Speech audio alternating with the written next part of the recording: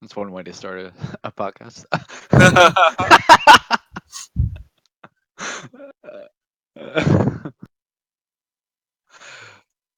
All right. It's been moving pretty smoothly. Yeah, that was seamless. Yeah, that's pretty good. Yeah.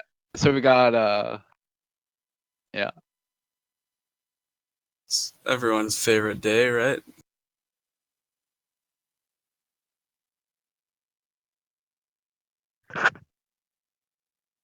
maybe a whole week.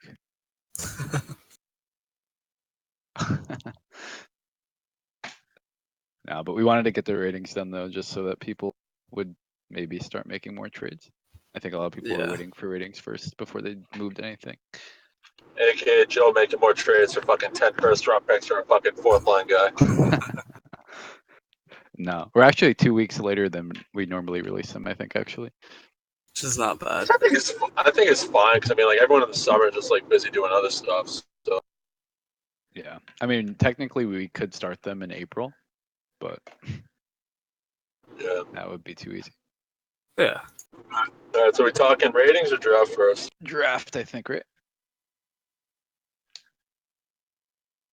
Huh. Yeah, a little bit. As much as I wanted Capo Caco, there wasn't really another choice. I have a ridiculous amount of high end wingers, so it didn't really make sense. And I was kind of missing, other than Aho and maybe Pedersen, I was missing a real number one center. So it's a pretty easy choice there. Unfortunately, he got drafted by the Devils, so that's never Did you, fun. Kyle? Did you, Dick had the number 2 pick, I think. Did you and him try like talking trade to swap picks or? No, I think it was. I mean, I didn't talk to him at all. I kind of thought about reaching out, but um, it just wasn't worth it because even I don't know. Even if I took Capo Caco, it wasn't really. I don't know. Right. It wouldn't make sense for my team. There's and I mean number one overall. I don't know how much else you'd get in addition to go from number Right. 1 to 2. Right. It's a hard thing to judge, but I'll tell you right now, when I had the McDavid pick a couple years ago, Columbus, who I think it was Brad at the time, he offered me the number 2 pick plus, which was Eichel, plus Barkov for McDavid. And I kind of wish I took that now that I think about it. wow, I thought I that's told you guys crazy. that. Yeah, yeah, Barkov. Yeah, I kind of. I mean, I think I'm fine now, but I mean, I'm not gonna kill myself over it. But yeah, that. I would hope not. Yeah, and I I don't traded know. I traded the number one overall pick in the PHL before after drafting Ekblad. I think I do remember that. I took Ekblad first, and I got Tyson Barry and like 4 first round picks for him, or 3, and that's when yeah, it did work out pretty well. That's when I got made fun of for tank for Barry. Worked out though. All right, so should we move on to Kapakako at in Toronto now?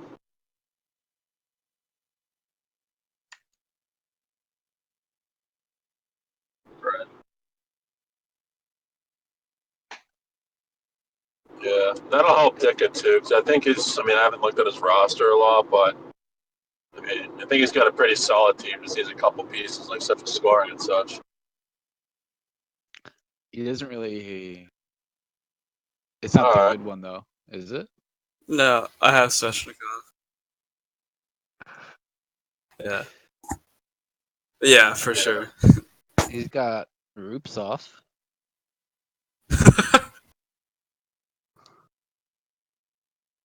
Not bad. I was just looking at forwards. He definitely has great defense though, or great.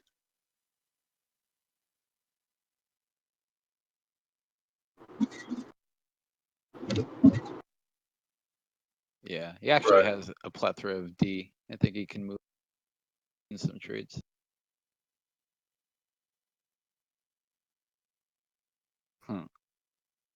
Mrazek didn't really pan out as I thought he would. I think Dicka did. He did have Torrey Krug for a little bit, but he traded me Krug from. Fuck, I forget who it was. I think he did have Krug for a little bit, but I don't know what I traded for him. Yeah. It was a roster. Sorry. I think it was a roster player. I traded him for Krug. It was like a one player for one player type of deal. Yeah. Mhm. Yeah, I think he's still like that top line center away from from being kind of competitive in a couple of years. I mean, he's got glass, which is okay, but I don't know. Other than that, there's really just Capo Caco that kind of stands out at forward, and everyone else is kind of okay. Yeah, I think in that situation, I mean, I'm not saying he should, but if it was me, I'd probably consider breaking it down into multiple pieces just to fill out the whole roster. But unless he somehow drafts pretty well and maybe make some other trades. Yeah, I think Kako, if he was to get a really good offer. Yeah, he could get a top line center for sure. For him, it's I think just you could get. Oh, maybe yeah. I think you could get multiple pieces for him that are really young. Yeah. If you think they're all. I don't know. I think his defense is solid, but I think there's a couple that he could definitely stand to move that are a little like older than the rest, like Orlov or Van Riemsdyk. I think maybe even or Stetcher or Severson.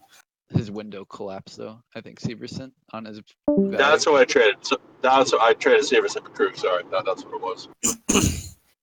Tom, how bad did you wince when you saw Kyle win the draft though?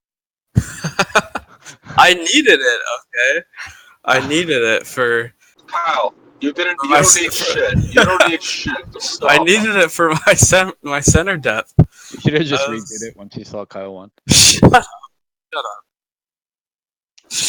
No.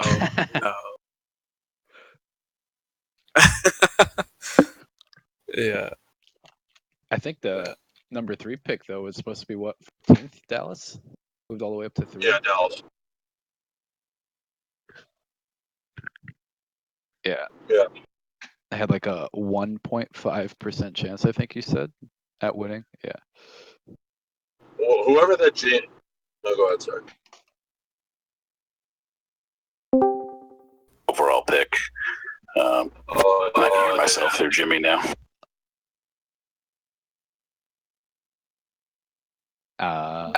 Yo, Jim. Hello? You got an echo. Yeah, I'm just trying to.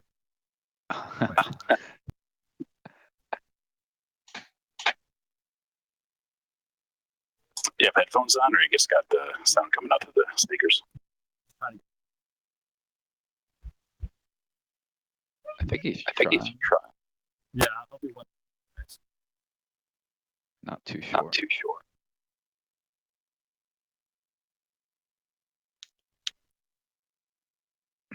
Oh, he's off now. We good? But yeah, you had a trade in place though for number 3.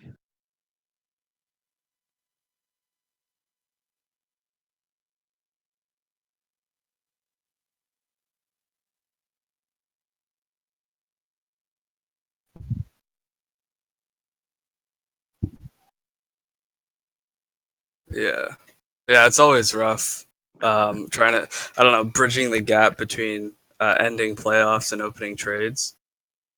Actually, I had a trade in place for number 3 as well, but I didn't pull the trigger. It was for Fowler or Falk. My team is competing, so I didn't want to.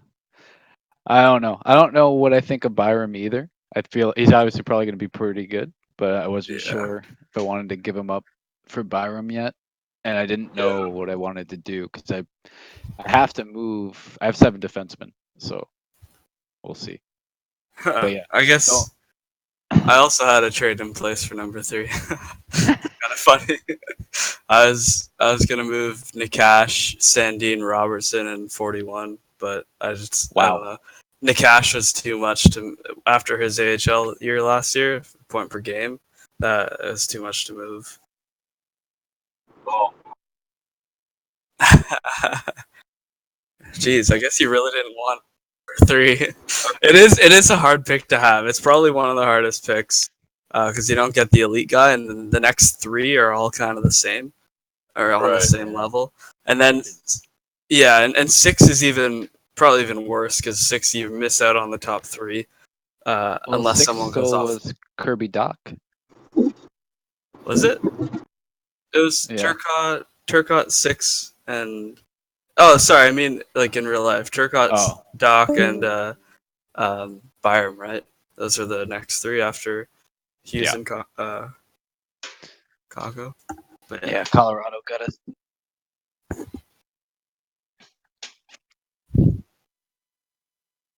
Yeah. Seems what Colorado in real life's all about.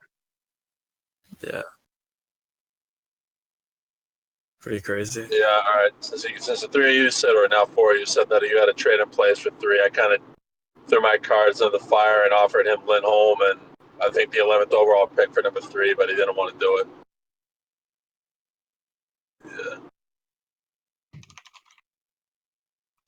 Yeah. And then number 4 was Turcotte, actually, in PHL. Turcotte's sick, honestly. The Kings, like in real life, are actually like silently rebuilding really, really well and drafting really well. Like you're adding Turcotte to Kupari, who had like an amazing year last year. That's a solid 1-2, and then they've got like those middle or bottom 6 centers, like what's that guy's name? Anderson Dolan or something. Yeah. There's that guy. They have Velarde, but Velarde seems to not be. I don't know. Yeah, he seems to be following the injury train, so yeah, it's gonna be interesting to see where he kind of ends up by the end of it. But they've got a lot of solid prospects now. I mean, they have a lot of huge contracts they'd have to unload before they could truly rebuild, but they might not have to if these guys can make it right away. They could have that like good happy median of the older veteran guys with the fast skilled young guys. So we'll see what happens. But Turcotte at 4 was a solid pick. No, he's definitely already.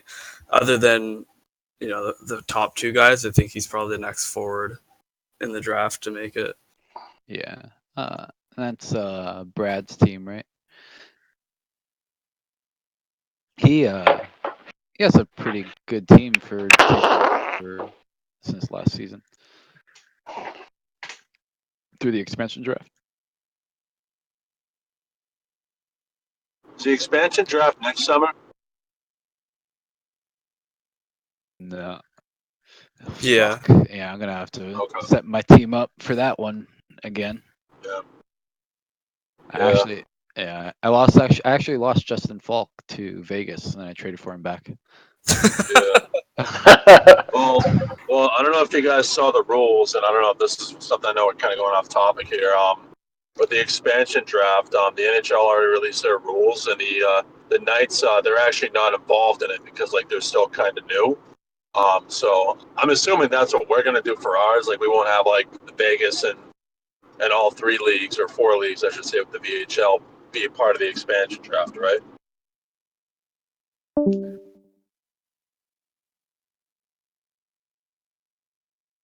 Wait, what? Yeah. I mean, I don't know. I mean, we still have like 2 years to plan. I mean, it does make sense. I mean, that was like the only change that the NHL had in their expansion draft. Like the Golden Knights were not a part of it. Yeah.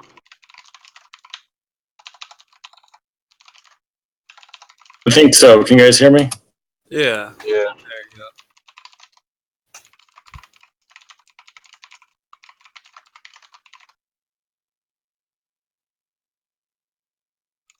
Yeah, I had a deal in place, and he kind of backed out twice on me. So Although I will say, Dallas, I like him. I mean, he's put together a solid team, even though he already had a couple pieces. I mean, I think done a pretty good job, and has been consistent what he's been trying to do. I don't blame him for picking 3. Just trading him 5 and a few other picks to move up a couple, but he wanted to take 3, and that's fine.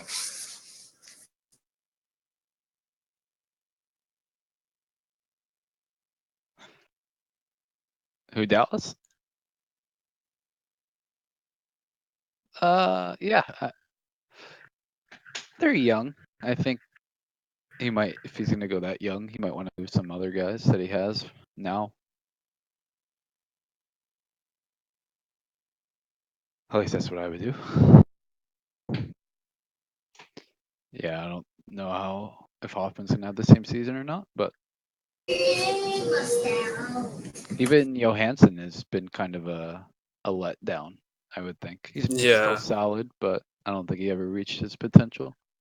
I think now with Duchesne in the mix, though.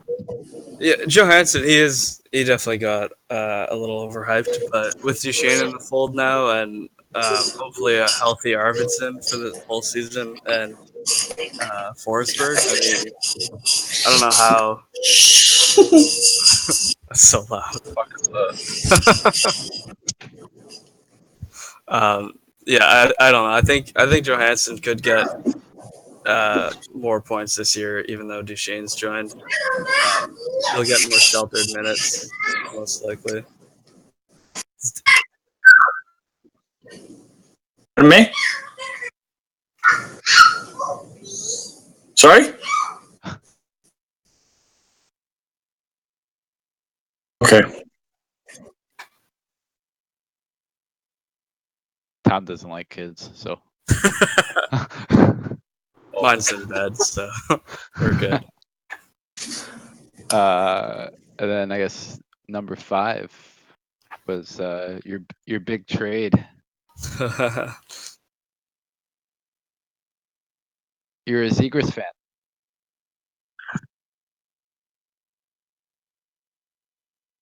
Yeah, I am. I think he's.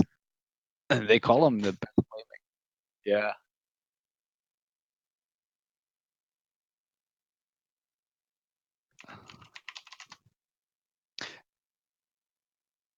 Yeah, I think he's gonna be that type of guy that is gonna easily replace Getzlaf for Anaheim. And yeah.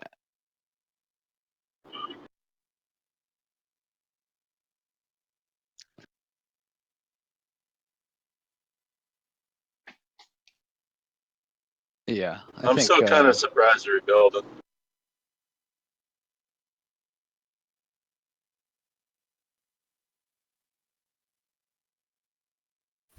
So on a side note, the US whatever it's called, USNTDP. Yeah, the US How National many? Development. So I know there's a crap load of players that went this year from that team, but you gotta wonder how many were just guys that were able to hop on the back of other top star players, and how much are actually going to succeed at the next level. Because from my understanding, that team goes around and plays what USHL teams or something. They play USHL teams. Some college teams, like from a scheduling standpoint, need an exhibition game in order to be NCAA qualified. Okay. So like a couple years ago when I worked at Merrimack, they played the U.S. national development team like way before I got there. But like this shit was like back in January, like in winter break, just because they needed a game. And like it's actually very common for like a U.S. national development team or even like a Canadian college team to play like a NCAA D1 team. So yeah, I think they do play a lot of USHL teams. They may play a couple college games here and there, but it also depends on like the scheduling too. Right. That's why, like in the past, I've always tried to stay away from those U.S. teams, but I don't know. It'd be interesting to see, 5-10 years down the line where all these players are at and who kind of just piggybacked on other players' skill levels. Well, I think it's working out pretty well though. I mean, Clayton Keller is from there. Yeah, Right. I mean, Quinn Hughes. And Kyle, the other thing, interesting, a lot of them play for that team, and some will go to college, such as like a Quinn Hughes, like where he went to Michigan, and fucking whoever else. Unless if you're like a Jack Hughes and you can make the jump. I mean, it's not like he was getting any looks to go to play in college, because that'd be pretty foolish for him to do so. For a player of the caliber he is. I'm always no. I'm more worried about, because I've drafted several of them. I'm more worried about because that's pretty much a dominant team coming in and just wrecking every single USHL team, right? For the most part, like, so you gotta wonder, like, so I mean, yeah, it's great for the player development, but if it's just a team coming in and wrecking every USHL team, like how real are those stats? I mean, if you look at the 1 year, it had Eichel, Milano, Tuck, Larkin, Austin. That's what I mean. Hanifin. So Yeah, so you have all those players, right? But then there's the outskirt guys that, like, if there's whatever the top 10 players, there's got to be 2 to 3 that'll get drafted in the first couple rounds that won't actually pan out because they're just. I think if they go in the second or third round, I think that's where you could be right. But I think in the first round, they've all been pretty spot on where they got taken. Yeah, I don't know. I'm trying. Maybe not Milano. Yeah. I just always kind of skip these guys. For Hughes. Yeah, I mean, I regret drafting Jesse Puljujarvi every day. That's rough. Yeah, Yakupov, a lot of those guys. I guess it's the same for every league, but I don't know. I mean, no one can predict the future either. So, anyways, that was just a side note. Just wanted to get your thoughts on it is a good note, though. It is a good note. Yeah, but they're not like going around though and playing like just a random WHL team. It's like a stacked team versus like a scrub team. They're like playing against other teams that are in them usually. Yeah. But yeah, I like Zegras a lot. Yeah, Zegras is definitely solid. And Doc, and I have him. So yeah, in VHL. Yeah, Doc.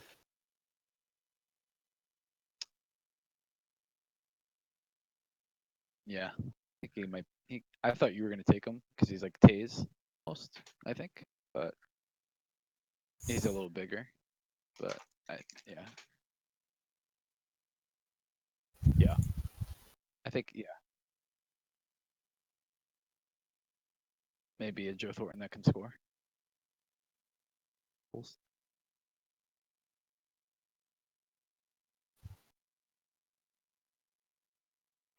I think Turcotte, Zegras, and Doc should all be centers for their team if they pan out the way they are. Although Doc in Chicago is nuts now. I don't know how they're pulling off all these trades in real life.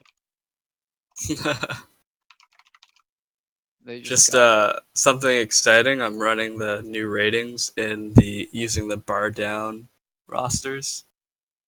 So I should have those kinds of results up to see how our ratings package is doing.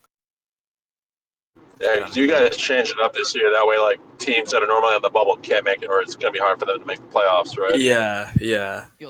It'll be interesting for sure. This guy Joe can take you through some of the. Yeah. Heels is asking, where is podcast in the Discord? Oh, there he is. Who's Heels? Michael Healy? Columbus and PHL. And I don't know who that is. He's Columbus in the PHL. Oh, okay. and then he's also in OG. I just can't remember what team. But yeah, I think he's yeah. Number 7 was Cousins. I know Kyle likes him.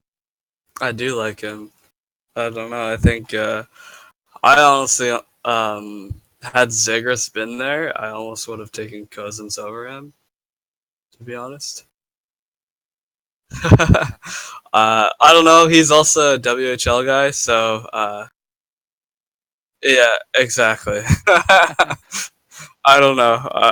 I always tend to take those guys over the US team, but I don't know. I think they're very similar. They're both kind of.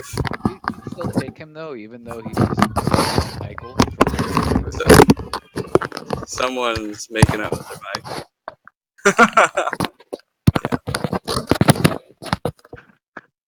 I think he fixed it. Yeah, yeah. But I see. What did you say, Joe? He's stuck behind Eichel for forever. Yeah, which I think is fine though. I mean, If you want a number 2 center, but I think the other guys' ceilings are much higher. well, yeah, but would you call Malkin a number 2 center? I don't. I think that's a thing of the past, really. I wouldn't call Malkin a number 2 center, but he also sometimes plays with Crosby. Or Yeah, exactly. So I think Cousins could, like, you can see, he's center / right wing, so he could end up playing on the right side too. he could. I don't know. I think like being I still stuck think he's- behind players are still that's something that kind of doesn't matter all that much anymore. I think it I could mean, if you get so Hampton's much back. power play time, and it's Yeah, easy think for what centers to transition to wing, so it shouldn't Yeah. be too bad. But I feel like when you're in that situation, your coach can also tailor you to not to being fully offensive. Yeah, yeah. I don't know. We'll see. He's definitely got the size and the speed to be Yeah. I also a two-way think guy. that's- So I think that's where a lot of people, especially in these sim leagues, are viewing people as busts way too fast yeah, because of that. Like a lot of the guys are starting on the 3rd and 4th line, and they're playing there now for like 2 or 3 years before they even get a chance to move up. And it's yeah.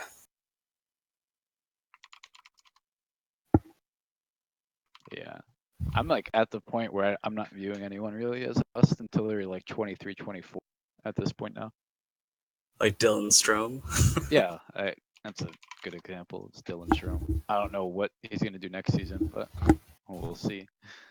That was pretty nuts how he just became a completely different player. Yeah, that was a crazy trade for Chicago, and I guess they're hoping to do it again with Alex Nylander. Hopefully. See how that goes. But kind of interesting. Yeah.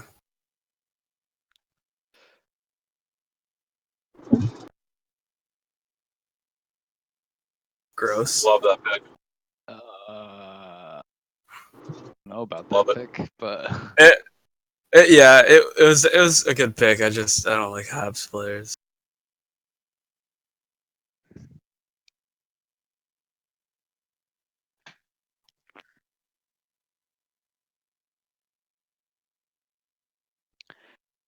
I'm kind of nervous for Caulfield though, or is it Caulfield or Coalfield or? whatever you want it to be. I don't know. I will call him Red Hands. All right, I'm kind of nervous for Red Hands because kind of nervous. No, I'm serious. I'm kind of nervous for him because of Claude Julien up there and how he kind of handles young players. That's. I mean, I respect Claude, but I think for any young player, I think Drouin's put up decent numbers since he's been traded, but that's also in a well-established player, and this guy he hasn't played yet, and I think Claude's. He's going to put him in the doghouse if he makes 1 or 2 mistakes, and it's just going to be hard for him to get out as long as Claude's there until he fucking has to change of heart. I don't see him playing in the NHL for a little bit. He's way too Yeah. small. Like right I don't- away, you think maybe like 2 or 3 years? Yeah, it's hard enough. It's hard enough drafting the smaller players, but it's even worse when you've got a coach that doesn't even like playing the young players to begin with. Right. So it's going to be, I think, a compacted thing until they get a new coach. I don't know. I don't see him making it within the next, maybe in 3 years. Best case scenario, I think 3 years. Right. But we'll kind of see how that goes. The Brinkat kind of came in quicker. I mean, don't forget, this is a team. Montreal is a team that traded like the 8th overall pick, aka or 7th or 8th, wherever they drafted Sergachev and Jonathan Drouin. And Yeah. Sergachev, he probably would have been their franchise defenseman. I mean, Weber's not that. I mean, it was Subban when he was there, but I mean, they don't really have anyone now. Oh, Shea Weber actually had a really good year, even. Dude, that dude's old. He's fucking old as fuck. Yeah, I mean, obviously he's old, but yeah, I mean, he's obviously. He's not the franchise defenseman that they need though. Like, Oh yeah, I mean, at the. I mean, he's good. He's good, but yeah, I know what you mean though. Yeah, I think I would have liked the pick if it wasn't top 10, but Yeah, probably could have. that was a guy in the VHL where I had 5 first, and I was only going to take him because I had 5 first, and I ended up still not taking him, but I feel like that's a guy I would only take if I had an extra first round pick somewhere in the draft.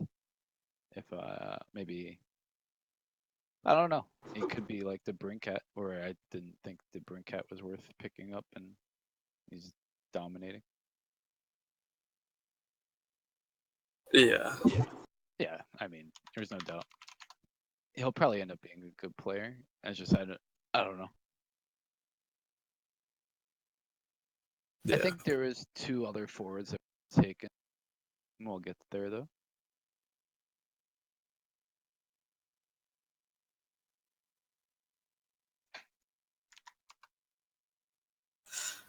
Yeah, this is one. I mean, Detroit definitely reached for him in the real life draft, but I want to trust Iserman. I mean, he seems to know what he's doing. Maybe not so much in drafting all that. He hasn't drafted that great in Tampa, other than like outside the first round. Or inside the first round. I mean, sorry, outside the first round, he got a lot of steals, but inside really hasn't been great. So I don't know. We'll see. I think Seider, Soderstrom, Broberg are kind of like and York are like the next batch of defensemen that can all kind of be ranked wherever you want to put them. I think Seider's probably the safest pick. Like safest for like a middle pair defenseman. Yeah, you also have to view it though from St. Louis. You're at 9, and you see a guy pick number 6. It's kind of hard to say. Yeah. Oh, right. Yeah. Oh, okay. Well, that makes sense. Joe, you want to turn up your mic a bit? Hard to hear you. Yeah, I think it was just my mic was facing down, and not at my mouth. But yeah, you took Seider and VHL at 11, so Yeah, it's around the same area. makes sense. Yeah.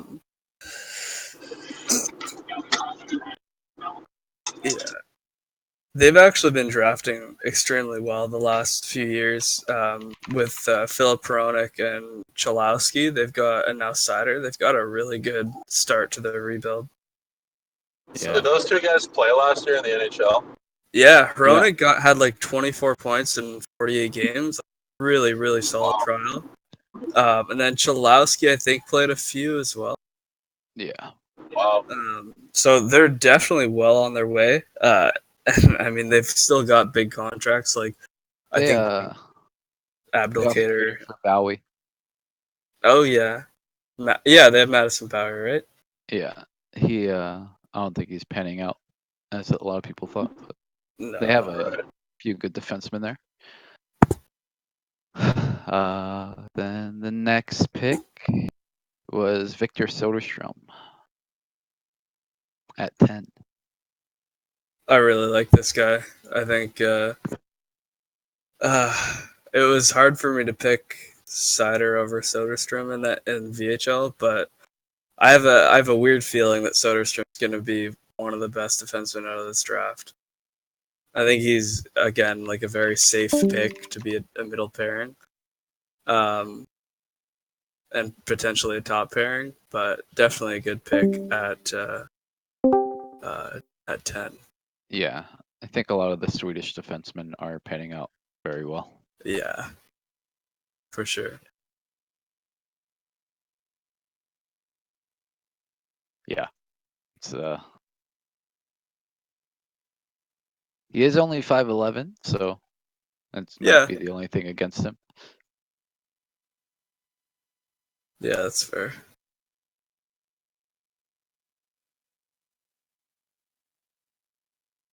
Yeah, I think Sider's base is higher, but yeah, ceiling might be Soderstrom might be a little better.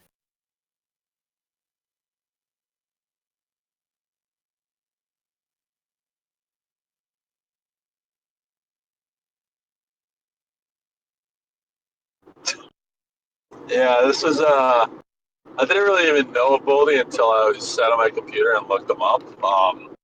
For me, it was between Spencer Knight, the number one ranked goalie in the draft, and Vasily, whatever the fuck his last name is.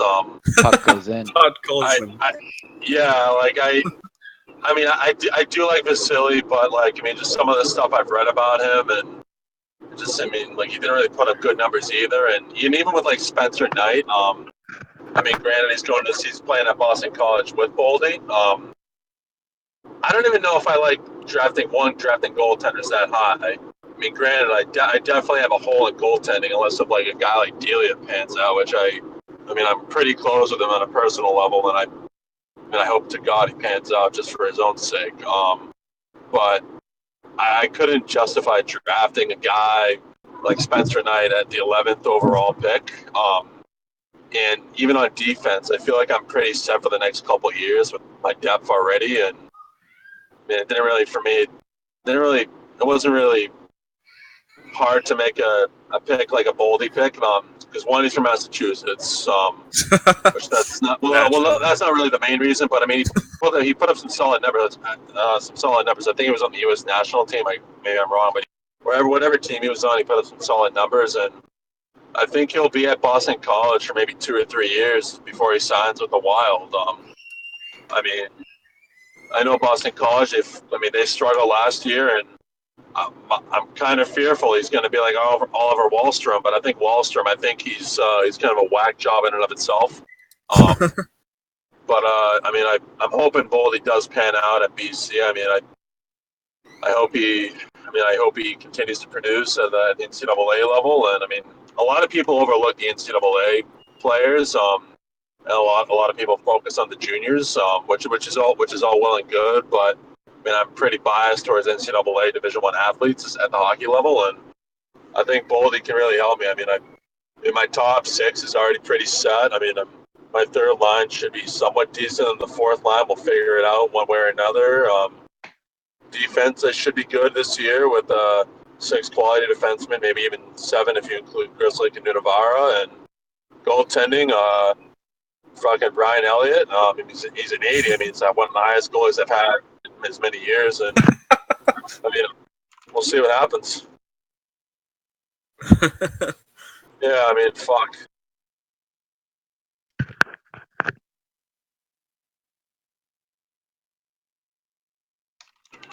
Yeah, and I was actually in talks with LA to trade the 11th overall plus top player for Jordan Binnington, and when he told me what player he wanted, which was Jaden Schwartz, I really couldn't do it because I like Binnington. I think he's going to be a great goalie. He just hasn't played a full game yet. But I just know he won the Stanley Cup, and I haven't been OG. When's the last time Jaden Schwartz played a full year? Yeah, I know. I don't know. Well, fuck you, Joe. No, but I don't know. I don't know. I guess I'm biased towards that shit, literally. But I don't know. Yeah. I mean, don't Schwartz know. had a great playoff run though, so Yeah, but you guys don't. But you guys don't even factor in the playoff stats. I don't think, right? no, we don't. No. No, but I don't know. I mean, if he wants to revisit it, maybe I'll consider. I don't know. He is highly rated, but I mean, plus two. The other thing is, from a personal standpoint, I don't like having two players, especially at the goaltending position, unless if they're really fucking elite. And he may be elite. I mean, I'm happy I got him in OG, and I at least have him in one league. But I don't know. You got to double down. I don't know, man. I hate doubling down. I know you and Kyle love doing that. I just hate putting all my. I just hate putting all my eggs in one basket. Yeah, but do you really need Jaden Schwartz? I mean, for a top 6 player, yeah. I mean, right now at least. I mean, if I were to get rid of him, like, I mean, what am I gonna slide up? Frank Petrano? You got McDavid, dude. He'll score for everyone. He hasn't done shit. Him and Pasternak haven't done shit. Grant, I haven't really paid attention, but I mean, fuck. Well, maybe Tom, maybe you should go fuck yourself so often. So no, but I should. I mean, I definitely will next year. That's one of my areas that I need to focus on for sure.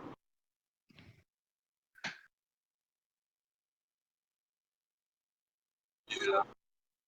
Right. Yeah. But number 12 was Broberg. Broberg. Yeah. He's I think has the highest ceiling other than Byram, but also has the lowest floor out of all. Yeah, like in the top 15. He didn't play in the Swedish men's league, right? He played in the level below. Yeah, the Allsvenskan it's called. Yeah.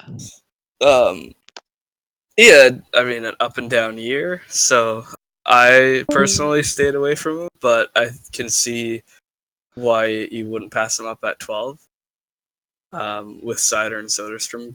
I mean, I think I'd probably still take Cam York over him, but that's. But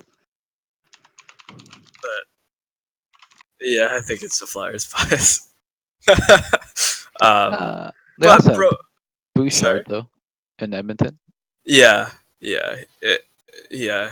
could. I don't know. He could make it this year. He could never make it. So, it'll be interesting. I don't know if he's signed in Sweden or not. I would assume he probably plays a year in Sweden. Yeah. Although he could come and play in the AHL too, because he's not in the North America. Yeah.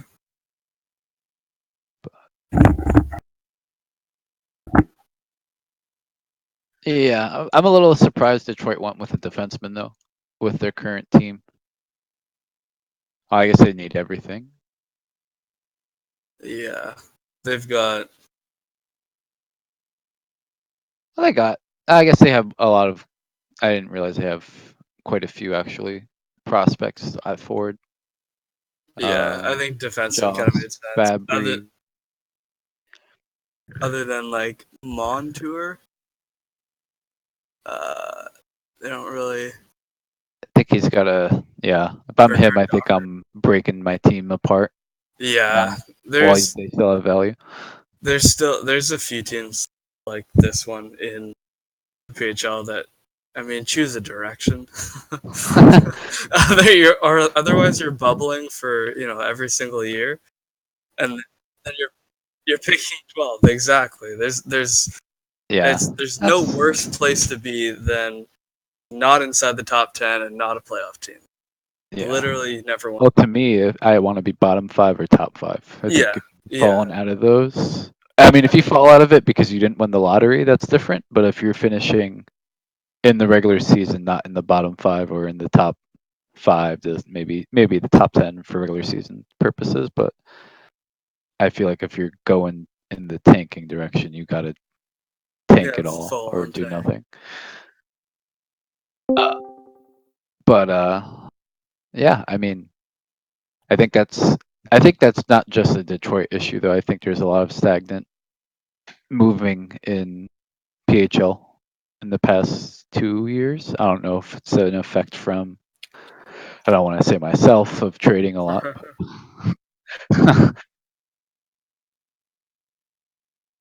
Yeah.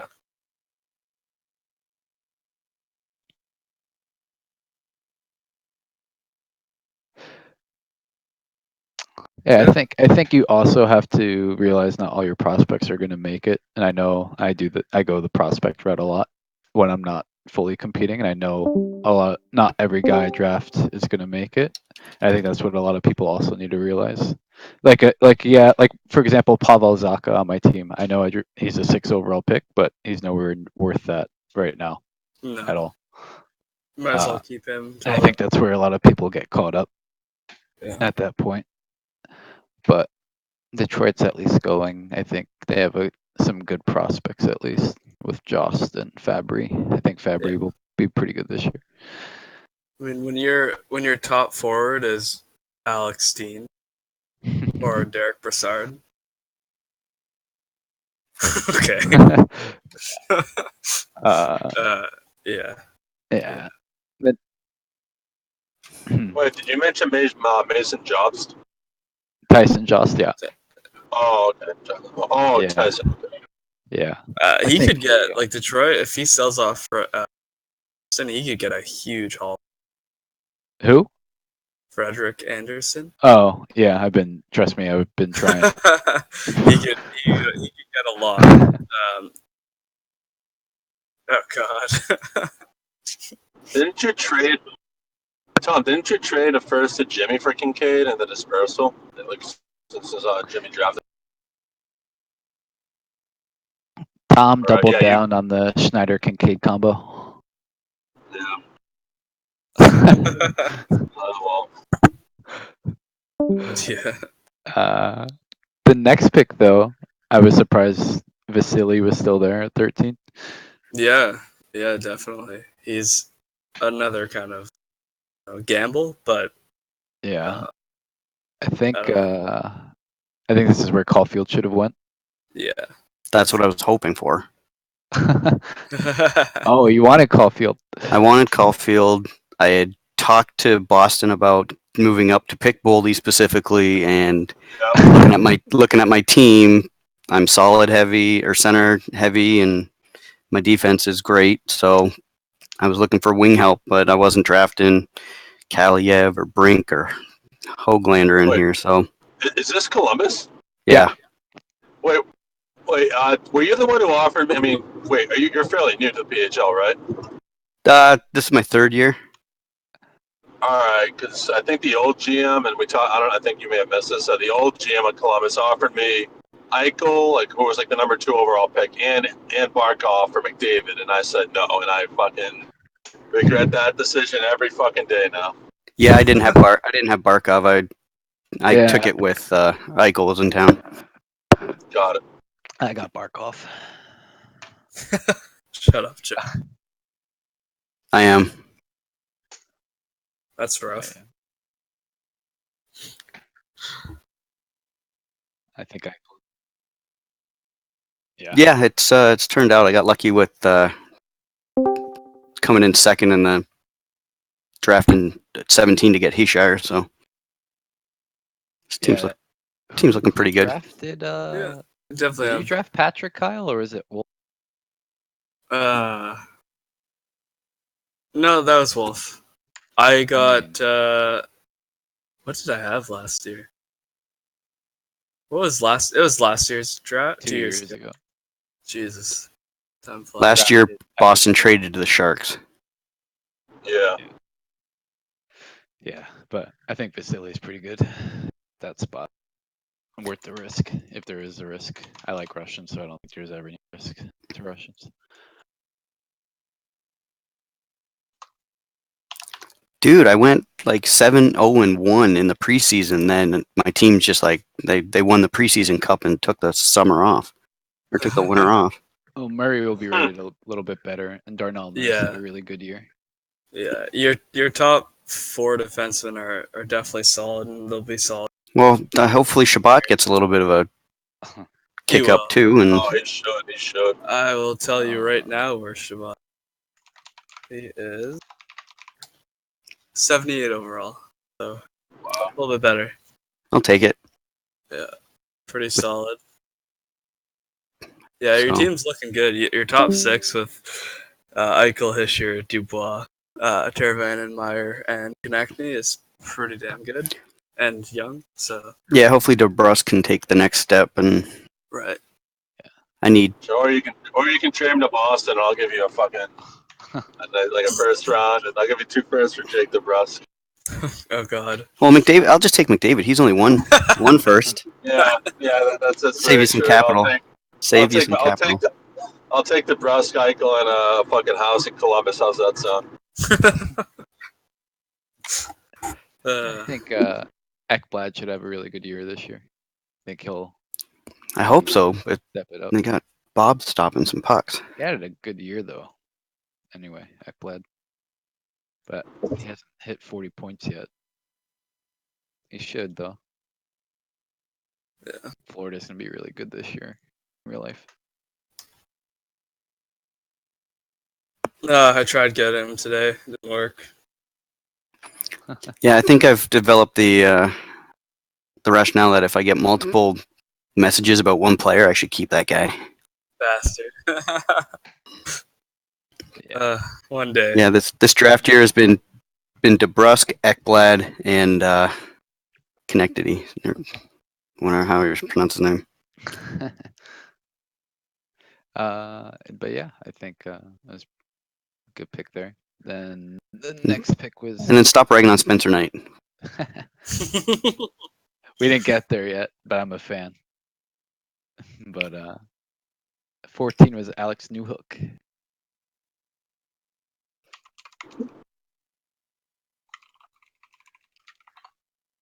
Yeah, I think the only thing is he's from BCHL, which is Yeah. not sure. But I mean, a lot of good people have been coming out of there more recently. So it might be an up and coming league where people might decide to go and play there more as an alternative to like the OHL or WHL. It's in the It's US. in Canada. Oh, is it in Canada? BCHL, Oh, yeah, it is. Yeah. It is. Western Canada. It's The British British Columbia, right? Yeah. Yeah. Yeah, I mean, there's Jimmy Benz from there, so and Makar, right? I think. Yep, Makar.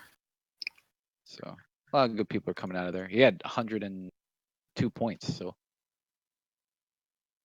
Speaking of Makar, his brother committed to UMass Amherst, and he's supposed to be pretty good as well. Nice, but yeah, Newhook. What Nashville has Matthews Line combo. Yeah. That was a great draft for him. I mean, he had the 1-2 pick. That's crazy. Yeah, I think Lane's having a bounce back year for sure. I would hope. Oh, I read a story today. He may not even be in Winnipeg. Oh yeah, he's in RFA, isn't he? That's a Winnipeg's just a team that the windows seem to just evaporate. And I thought they were going to be good for a while. Joe, watch your mouth. Otherwise, Chris is going to send you a fucking dome as to why Winnipeg's still fucking top 10 in the league. Oh my God. Yeah. But looking at the Nashville AHL team, they have what I don't even know how many defensemen this is. 11. Yeah. So definitely the Newhook pick there is definitely a good pick for them based off of their need. Yeah, they have Heiskanen and Valimaki and Bouchard in their AHL on D. So they have Dumoulin and Matheson who actually had a good year. So their top 6 is pretty good in the future if Bouchard and Valimaki work out. Right. Yeah, I think 4, maybe 5, just to anchor your third line. But yeah, I think the 6th defenseman really isn't all that much. It's like overkill.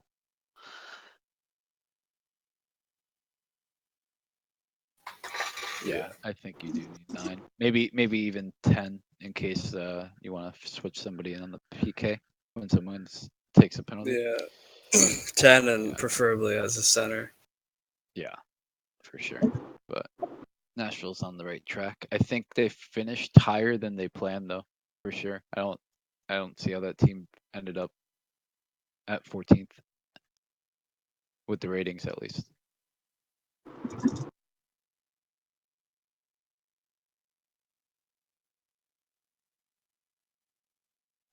Who they have in goalie? Oh, Kemper. Kemper's Yeah, gonna get for a sure. crazy re-rate. Yeah, I think Kemper they'll definitely make it. Although Laine's rating isn't gonna be what it was. Yeah, he'll take a hit. But yeah, I think he's been a team. No, Cameron York though. Yeah. Fantastic. Is it though? Where does he fit in? Shut up. Really though, where does he fit in the Phillies D? On the This third is pair? this was the perfect year for the Flyers to take a defenseman. Literally all of our prospects have graduated. And even Myers is like should be on the NHL team, but we have no space. So Damn. he'll have 3-4 years to develop in the NCAA or wherever he's about to play, which is perfect because by the time he's ready, Sanheim, all those guys will be likely be UFAs or might have to Gone. trade one of them. Yeah, Or one of them will be gone. Ghost Bear might be gone. Probably will. Sanheim might also be gone. Kind of depends. Overall, hopefully pro, but yeah. but I mean, I feel like you guys taken a defenseman like every first round for the past like 10 years. That is not true. Konechny was a first round pick. So is Patrick. Morgan Hey, he's Frost. a bust. He's a fucking bust.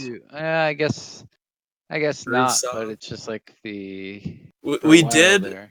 we did from I think 2013 to 2016, and the last two drafts Yeah, we've but taken if we 4. go maybe, I don't know, a decade back, Lucas Pisa. Okay. Okay, you could go to any team and get their first round. Yeah. I think your first, yeah. Yeah. Now it should be good for hopefully if everyone on paper it looks great, but we'll Patrick see where it Konechny. all comes out.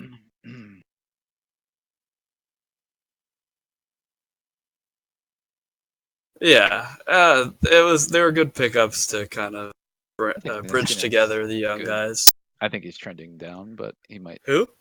Niskanen. Oh yeah, for sure. We only have him, I think, 2 more Niskanen years, which was is really good like 2 years ago. yeah. Whatever, dude. But was that they got? Yeah, the Voracek trade, right? That's how we got that pick, or no? No. Oh, right, it was the later picks. That was awkward Yeah. trade. Peyton Krebs. Not bad. Pretty much where he should go, I think, after the injury. Without the injury, he probably could have went higher, but I think 16 is fine. I'm a little surprised Lil Tasic took him, considering the injury history he has. Velarde already.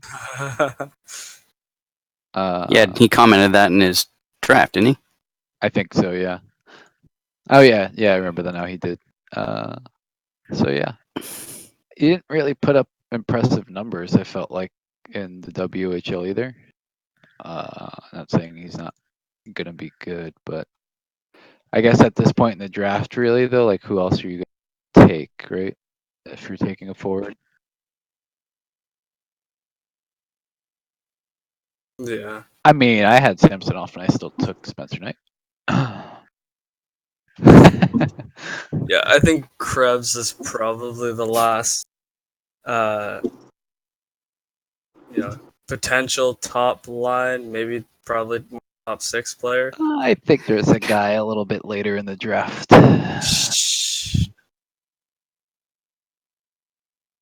Yeah. Yeah, I think he might have been able to trade with Vegas and picked up maybe 2 of those first later in the back of the draft. That's what I would have done. Yeah, Krebs Only at that minus 50 this year would be a little scary. Was he minus 50? Minus 50. Jesus. 68 points. Krebs played on a pretty bad team, though. Yeah, I haven't looked at team roster or team. Minus 47, minus 52, minus 38, minus 30. Jesus. The hell happened? Yeah, but like Kootenai. he couldn't find one more point to just finish with 69 though. Okay. That's because he went away to the World Juniors. That's his problem.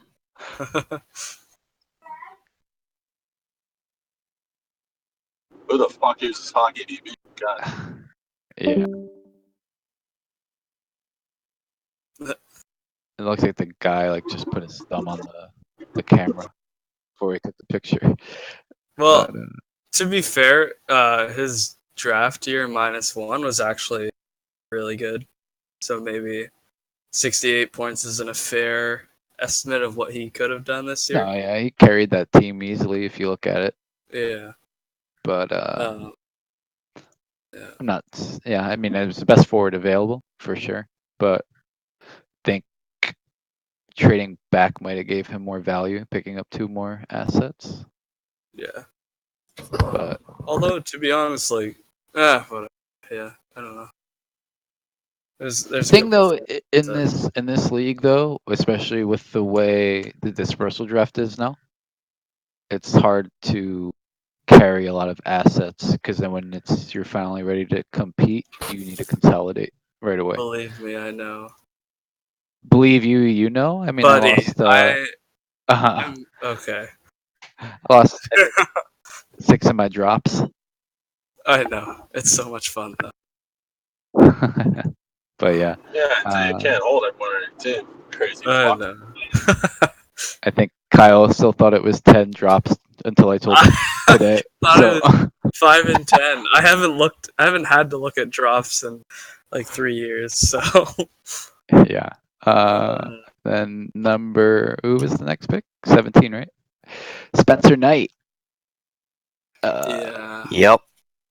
I took him at 12 in the VHL, and I already had Samson off, so that tells you how I feel about him. He is for sure solid, but how? I don't know. Goalies in the first are all. Yeah, but that's his second first-round pick, so I think at that point, it's well worth it makes sense. It makes sense for that situation. It's just having this pick was even a gamble because I was flirting with the playoffs, so it was either I didn't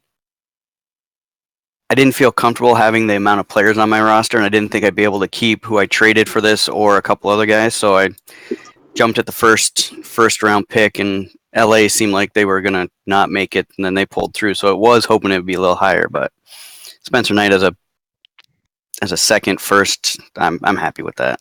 I think his timeline's a little bit longer than it was on draft day, though, with getting Bobrovsky. So yeah, that wasn't the best for him, but I think it might be though, because when he's playing in the NHL, Bobrovsky will still be there for like a year or 2, I would think. Yeah. By the time he's ready, Bobrovsky will be the backup, anyways. Yeah, he'll come through like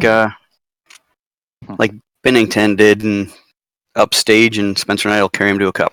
I think upstaging Bobrovsky is a little bit harder though than Jake Allen. Speaking of Bobrovsky, you guys see the video of him and Panera like kicking each other's knees or something? Yeah, that was strange. Yeah. It's that Russian thing to do. Yeah, Joe. Go Max Panarin in the VHL. You even want to.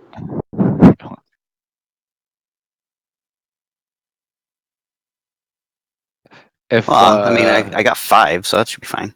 That's a pretty weak pitch to try and get one top. Yeah, that's pretty bad. I mean, being a Buffalo kid, I'm not getting rid of Ukapeka. Spencer Knight, he's the new toy. He'll be sticking around. Hutchinson, yeah, he's gone. But then the other two, I guess they're okay with Saros and Murray. We'll give you Jake Kenson for Matt Murray. How's that sound? Yeah, 40 goals scored. goalies are a good problem to have, though, especially in this league. I traded Murray actually to your old GM for Barkov. So Wow. That Yeah. looks bad. does I'd it? much rather have Barkov. Yeah, but I guess when you're in a situation though and you don't have a goalie and there's no other goalie, actually I traded Matt Murray, Kapanen, and Gary Anoff for Barkov, so wasn't that bad. Worked out pretty well. That's what you're gonna have to start doing though, Kyle. Oh, I know. It's going to be painful. You're gonna start Not losing value, I even though know. yeah. But it's a keeper league. Way to go. Yeah. I'm working. Then I guess the next pick was actually Ryan Suzuki. Hells yeah. So, stole him from Chris. No, I think Suzuki's pretty much the best. Maybe Kaliev, but pretty much the best forward left outside of the rest. I think even over Krebs. I'm surprised he slipped so far the draft because I don't know. I think he's gonna be a really good player. Yeah, he carried the Colts. Yeah, like when you look what Tyler Tucker, I didn't know who the hell that is. Like, there's literally no other, I don't know, second, third, fourth rounder on that team. Matej Pakar. Yeah, exactly. I think that speaks volume. But yeah, he did very well on that team. So I was pretty happy with him at 18.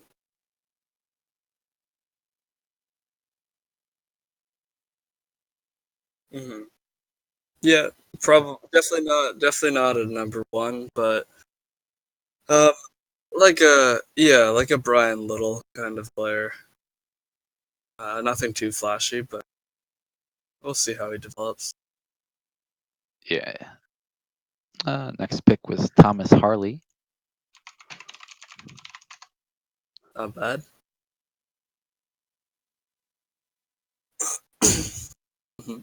Yeah, some would say better than I don't know, maybe Cam York, but Well, I wouldn't go that far. it's kind of odd to see Dallas take another defenseman though, considering they have a plethora of them in the NHL already, and they're all pretty young.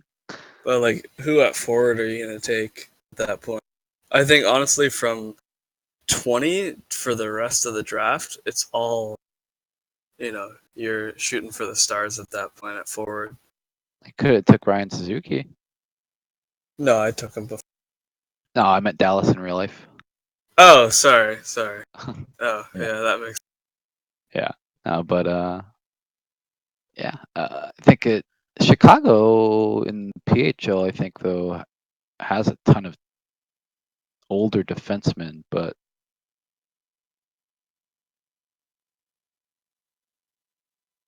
they have Santini though too, and they don't really have. There's nobody on their AHL at forward that stands out at all.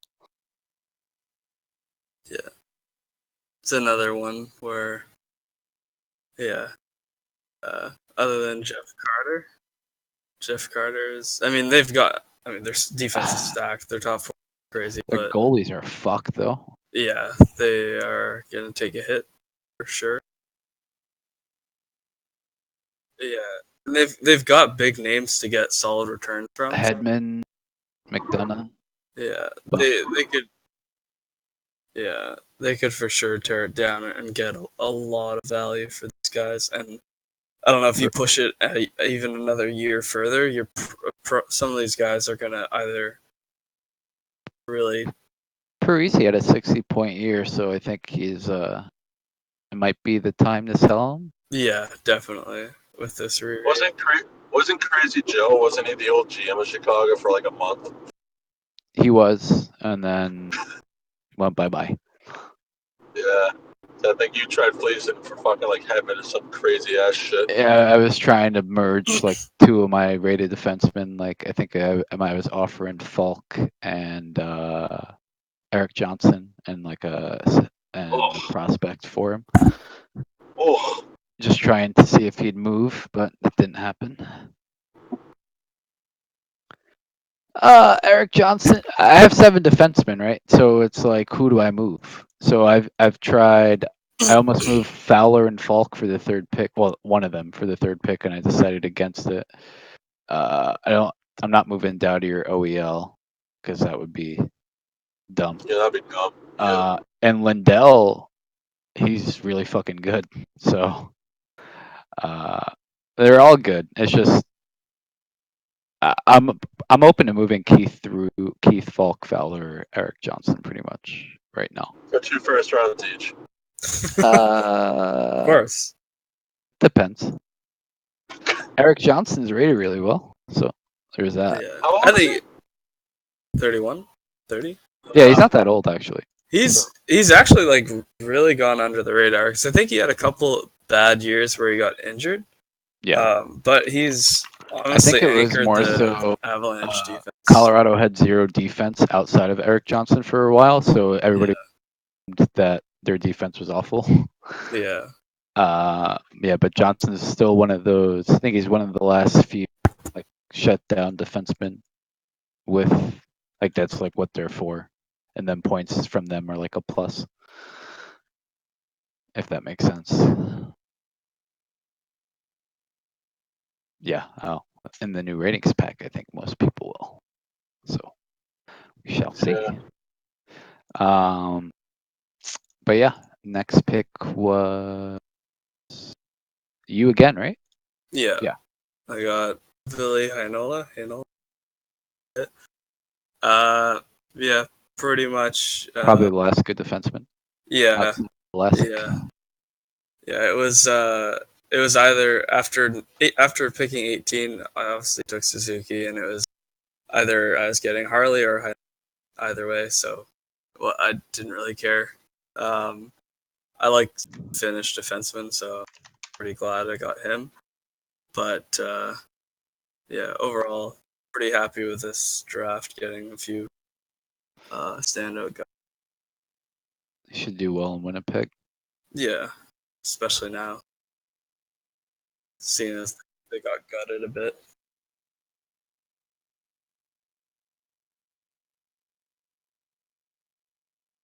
Pretty surprised Ottawa didn't take him. I just realized you can click some of these names. I didn't even realize you could click these names in the PHL, and it brings you to a link. Wow. He seemed to slack in the second round. You're welcome. Yeah, I'm not doing it. Not doing the second round. Wow. Tony just messaged me not to change the subject. He said my ratings got trashed. LOL. His ratings got trashed. Maybe your players shouldn't play like trash then, bud. Ooh.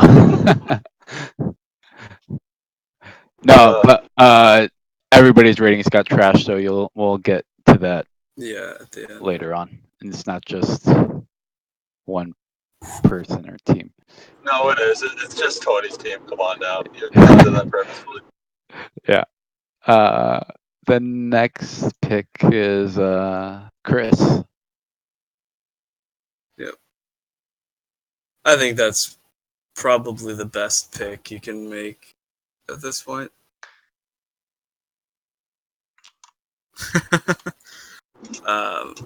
I mean, yeah, Kaliev could end up being one of the biggest steals for. Is it Detroit that took him? LA. That was Vegas. LA. Oh, LA. Yeah. I mean, he literally dominated his team in points. So. Yeah.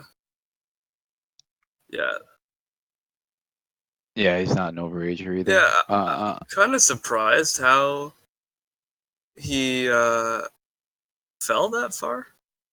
Yeah, I don't know what the knock on him was. I think he also hasn't performed well at all in the playoffs. So that might be another thing. Maybe he just racks up. I haven't looked at his game log, but he scored 51 goals. So it could be like a lack of effort type thing. It could be also maybe he doesn't play that well when he's playing the top teams. And maybe Yeah, he just gets all the points when he's playing against the weaker teams. Could be another thing.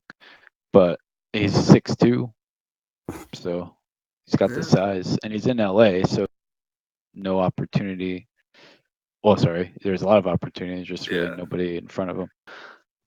I don't think really, at least there in LA, especially on wing. Yeah. Yeah, he'll be 46. Still playing.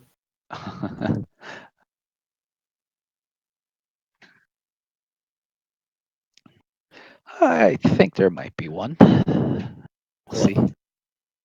Yeah. We'll see, though. You're into the next pick, though. 22. I'll be right back.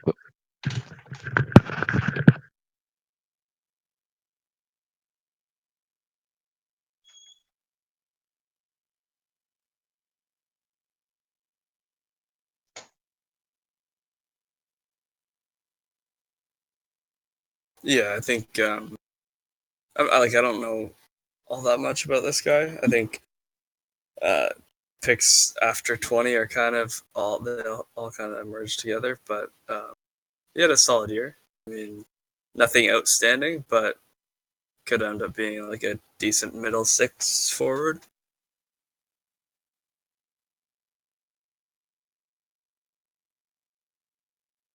I always, yeah, for sure. I think guys that are described as, like it says in his profile, a army knife.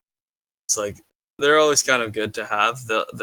They may not be, you know, they may not put up 60 plus, but definitely they're more ready for the NHL when you don't have to worry about their defensive play. Yeah, yeah. So he's probably might be a better lock to actually play in the NHL. Maybe even Kaliev. Yeah. Exactly. Yep. I'm 155 miles away from home, and I need a fucking coffee right now. I'm back. What pick are we on?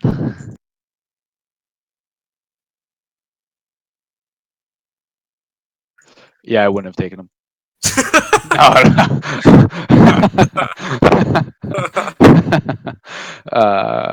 No, I think he's pretty good, especially where you got him.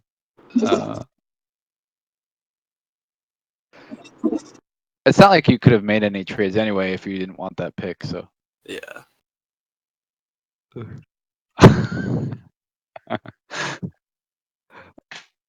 But yeah, no, it's a good pick. I think he's probably the last good center for a while. I think in the draft. Yeah.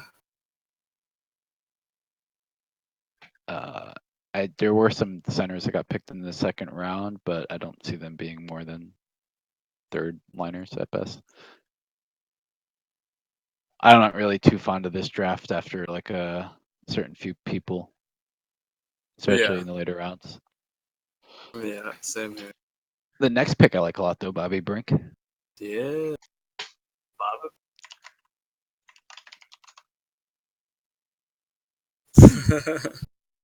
Yeah. I guess the only thing is cracking that Flyers group is yeah. challenge. Yeah. But I mean, I think he's another guy that will really play for years in try to crack the NHL. By that time, Voracek will be either gone.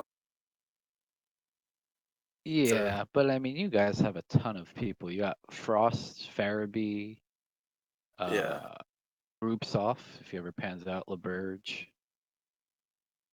I mean, there's a lot of guys that he's gonna have to get past. For sure. But I think I don't know. I think he's got the potential. I think he has the top. He is a guy that probably has to play. I think in the top 6 though. Yeah. No. Yeah. Could end up pushing down one of your guys, and you also have Limblom as well. So Yeah. Pretty good. We have a who lot I of. have. You can, yeah. It wouldn't be the Flyers thing to do though, would it?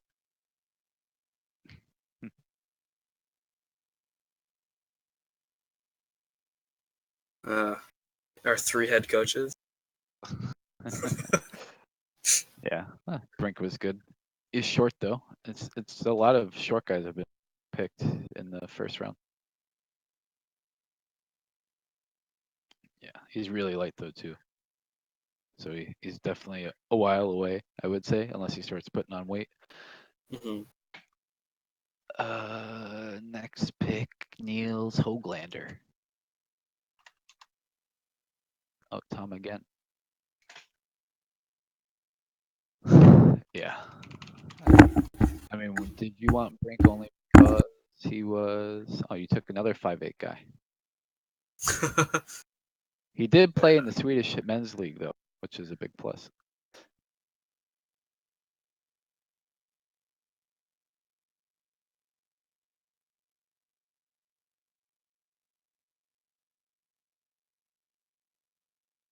Yeah, I think so. For sure.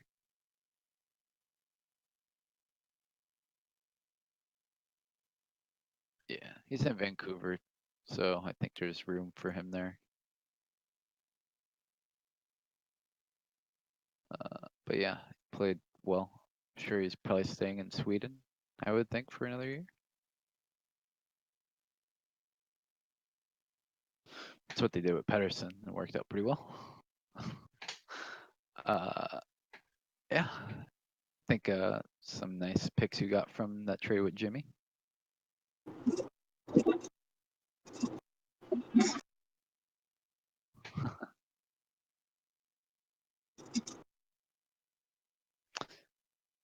Yeah, I think those were all good picks. And it's like just Vegas and Anaheim pretty much to close the first round. I know Brad likes to get all the first round picks, but I think when the first round picks all end up being towards back end of the draft, is where it's kind of pointless to me.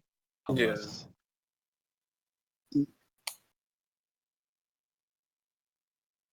yeah, I think that could have landed him like a Peyton Krebs maybe, or a team like Nashville might have been willing to trade down, or Calgary. Yeah, I think at that point in the draft, you, especially with the way his Or team's even going, next. you trade for picks next. You don't, because he's gonna learn the lesson the hard way of, by the time he gets all these guys together, he's gonna be cutting them his roster. It So- probably should have traded back or traded for next year picks. I came back to about trading picks. You're talking about Vegas? Yeah. Yeah, he's got 12 picks left. Yeah, he should have traded. I don't know how he didn't map this out correctly, but he's gonna end up having to drop a lot of decent guys, and at that point he should have thought of trading them for picks next year, and then potentially even getting a higher pick, especially at 28, 29, or even 25. Trade them for picks next year, and he could get lucky and on the off chance. Yeah, even if somebody wasn't moving first that late for a first next year, I'm sure he could have one of his third rounders with. Yeah, exactly. Pointless for a team like him. Yeah. But yeah, he still picked pretty solid though. Yeah, he's had a good draft for sure. Raphael Lavoie. Yeah. I don't know. He's I think he was supposed to be a third rounder, and he into or sorry, first rounder. No. Yeah. Not bad. again, another guy that didn't really take. He had a great draft -1 year in the queue, but didn't really take a big step forward other than the playoffs. I wouldn't be surprised if he comes back next year and gets because 63 2 years ago to 73 is not great, but then in the playoffs he had 32 and 23, so that was pretty solid. For sure. We'll see. I mean, it's also Edmonton. He could end up being the third line center, maybe. Yeah. For Edmonton. Potentially in a. Yeah, I think he's a guy that Edmonton probably does need if they want to have any type of defensive forwards that have potential to score. Might be what he can provide, but I think it's really tough to gauge a lot of these guys later on, especially in the cap leagues. I think it's hard to give these guys like the length of time they need to develop. Like in real life, you can, but in the cap leagues, or well, I guess this isn't a cap league, but just in these leagues in general, a lot of people tend to just move on from them a lot earlier than they should. But Yeah. The long-term project type of guys. Yeah. There's a lot of long-term project guys. Last part of the first round. Yeah. Some guys will probably not make it for at least 5 to 7. Yeah, for sure. So it's a long time. Yeah.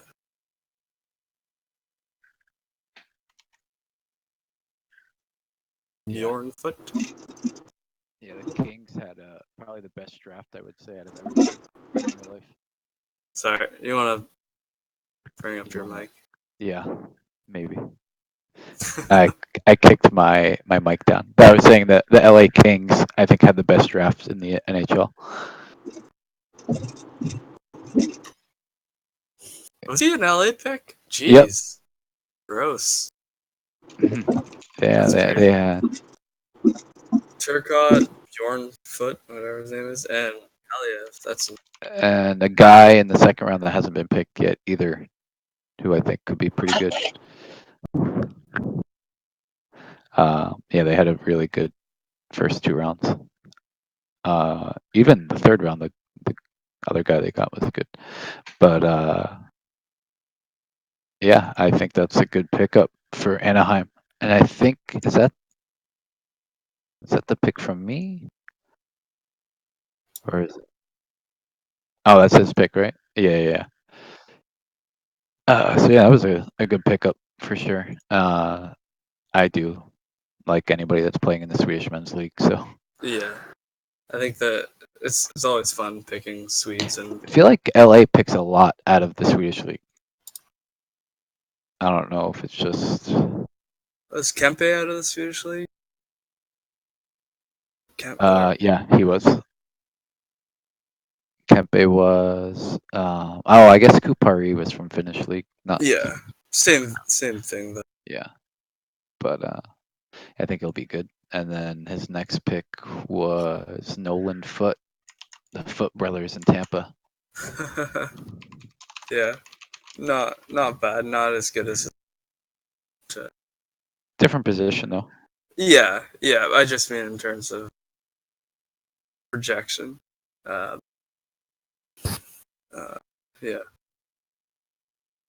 Yeah, I think he was probably should have went around 35 to 40.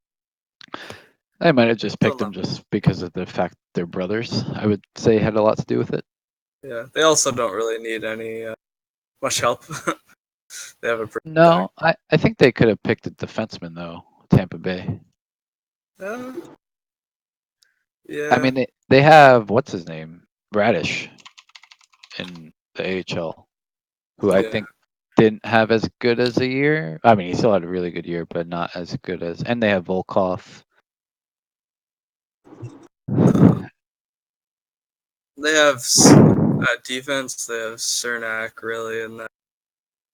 Cernak, Cal Foote, Matt Spencer, and then a couple guys that haven't panned out, like Dominic Mason. Mitchell Stevens too at center. So yeah, I think they're pretty loaded still. Somehow they're finding a lot of good guys. Matthew Joseph. Yeah. Damn good. I think one guy, Otto Sampi, I think was a bit of a surprise. He played awful.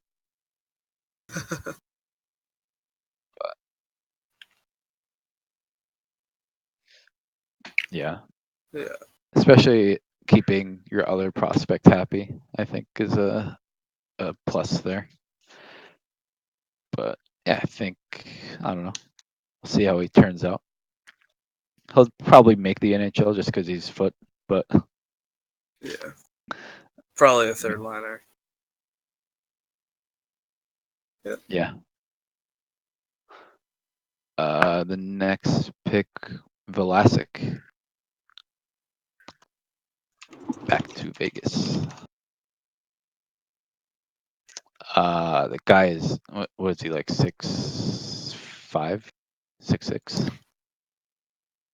Jeez. Yeah, he's huge. I was gonna say this isn't the pickle's son, but I guess it's his cousin.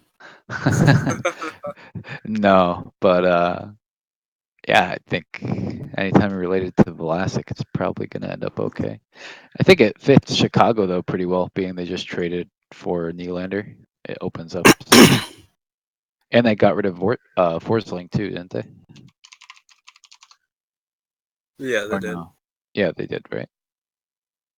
Yeah, so I think there's a lot of room on defense there, and maybe I don't know, to take him to even crack the AHL, but kind of I don't know if it's a reach.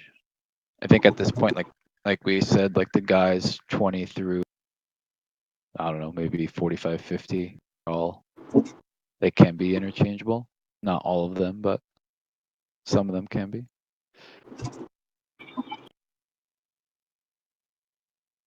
Yeah, I don't know what his skating is like or anything.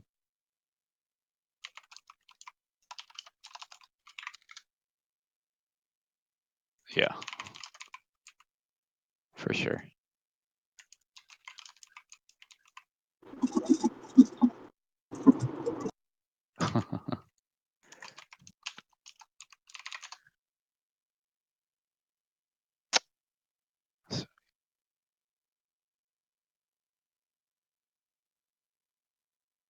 Who is? Nope. Oh, my boy Igor Afanaseyev.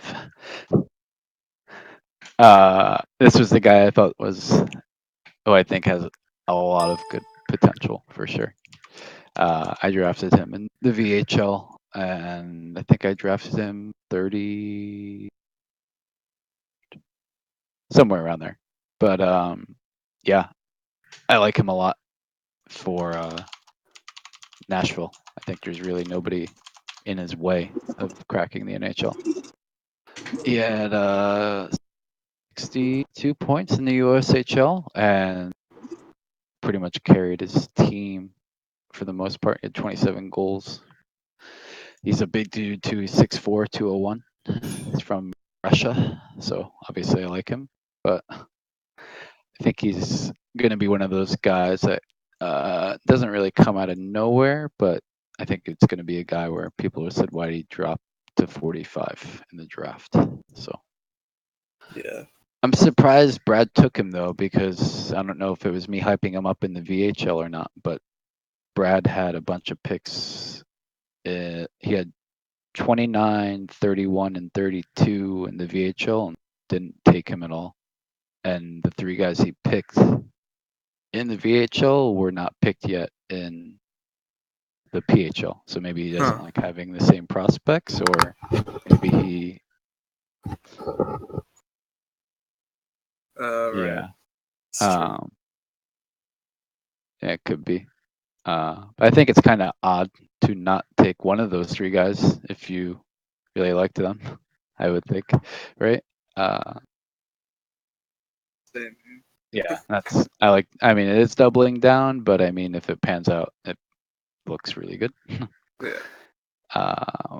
So yeah, I just try to have different teams. yeah, I try to have a competing team or two, and then one or two that are rebuilding, just to make it interesting. I just like to have three that are rebuilding. Or at least that's what the standings tell me. But yeah, I think people begin to know if in a save eventually. Yeah, I think Nashville. You might think that they have a lot, like a logjam at wing, but after, like, even with Tolvanen, they've got Forsberg, Granlund, and then Arvidsson. But after that, there's really not much else out there, like Craig Smith, Kelly Yarncroc, Salamaki. There's really not. So he could have a pretty easy route to the NHL, at least in a top 9 in the next 2-3 years. But we'll see. Next pick. Disgusting. Disgusting. Oh, I know. The stats. Yeah, yeah. It's kind of terrible. Yeah. I think they're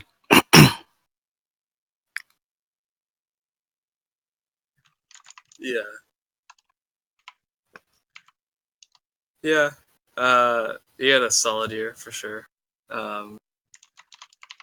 Definitely not flashy, but potential middle 6 swinger. Yeah. Yeah, pretty decent. he's been consistent in growth. If you look at his numbers, I think he's going to turn out pretty well. Yeah, for sure. Yeah. I just had to fix Ryan O'Reilly on a side because you used Cal O'Reilly's stats for him. Huh? I was looking at that, and I was gonna say, what on earth? I just traded for this guy, and he's a 73. Like, Yeah, I just fixed it. Where? His face-off is still 55, right? No, it's it's fixed now. No, you had his endurance to like a 40 something, and his strength was like a 40 something. For who? Ryan O'Reilly. Yeah. How did that happen? Do you got the right Ryan O'Reilly, or is it the other Ryan? It's fixed now. He's a. he got the Ryan O'Reilly that Chris drafted last year and then dropped. Yeah, that's the wrong guy. Still, he's 91. He should be. Oh wait, no, that's all right, Ryan O'Reilly. Yeah, never mind. Yeah, and his checking is wrong. There we go. Now he looks better. Yeah, Wolf just messaged me and said, "What happened to O'Reilly?" And I said we forgot about him. But no. That was his lack of desire to play the game. That was a side note. We're on the last pick in the draft. Lassie Thompson. Are we going through the second round, or are we? No. we stopping? Let's get to the ratings, and I gotta get soon. Lassie Thompson fell. He fell pretty far in the PHL. That's for sure. Yeah. I don't know why. Yeah, he's not bad. I mean, he had a pretty solid year for a guy that came over, like last summer, right? Yeah. More positive, he could play all year. Yeah, he's gonna play a ton, I would think. Also, have to take into account he came into like the North America, probably doesn't know English, and the rink size is way different. He signed in the Liga for next year. Yeah. So he'll get some good playing time in the league. Yeah, I think there's Ottawa's like there's no room. Sorry, there's a ton of room for him. Yeah. He could end up playing not next year, but the year after. He could be one of the guys that plays a lot and has good stats only because there's nobody else to play on the team. So hey, they have Zaitsev. So that is true. But yeah, I think that's a great pick at 31. So yeah, and that was what? That was the pick he got in the Voracek trade.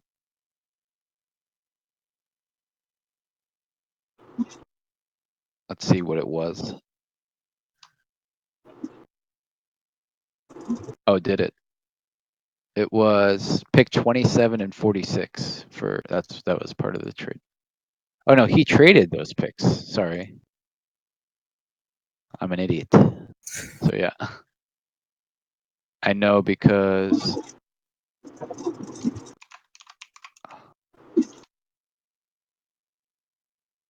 yeah, well.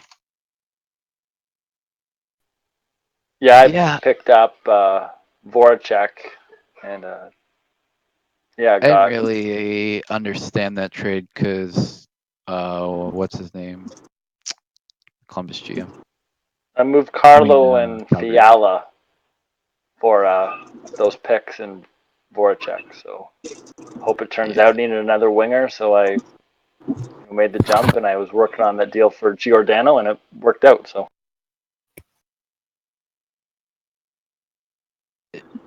Yeah, Voracek didn't have. He seems like the guy that goes one good year and then one okay year and then back to having a good year the next year. So he's probably due for a good year this year. yeah, I'm kind of banking on that. He puts up another 80-point season, and Yeah, it's kind of an odd trade from Trent, I would say, because Trent is usually pretty stingy, I would say, in his trades.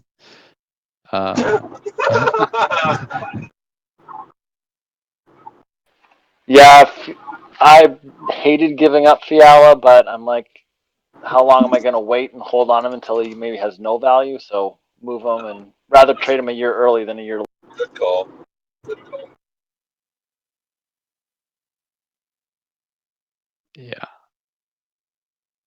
Boston, San Jose, 2020 Stanley Cup Final. Okay. For sure. Calling it right now. Absolutely. I'll put money on it. Now, fuck you, Tom. Go fucking trade your entire franchise for fucking one good pick and then yes shit picks after. As many times as I want. Yeah, you're the Betman, dude. Yeah. Boo. We have a trade to announce. You're going to want to hear it. But yeah, interesting for sure. I think it was a. That 18 minutes went off the fucking road. Holy shit! I don't know how Small many boy. second rounders went in the first round. Probably quite a few, right? In the PHL.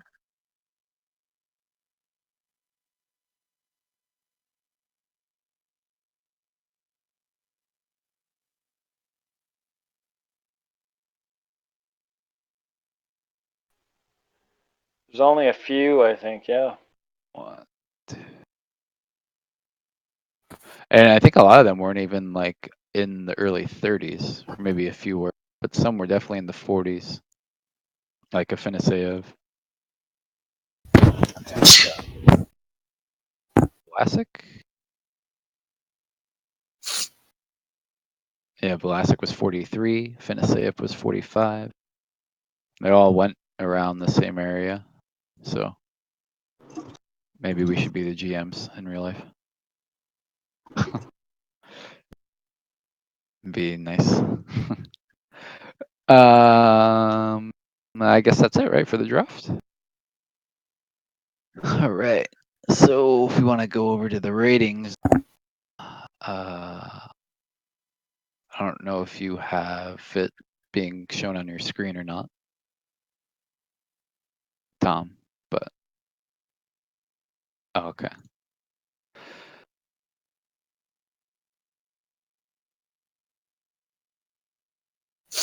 This all has to be re-updated because now Ryan O'Reilly is not going to be in this one category.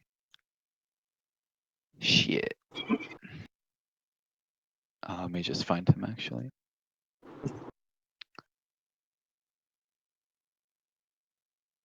Okay.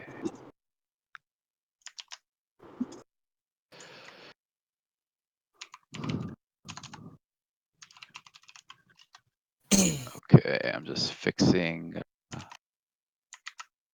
O'Reilly real quick in the other one.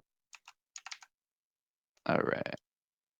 As we've been, or we'll talk about this after. Yeah. You can go ahead.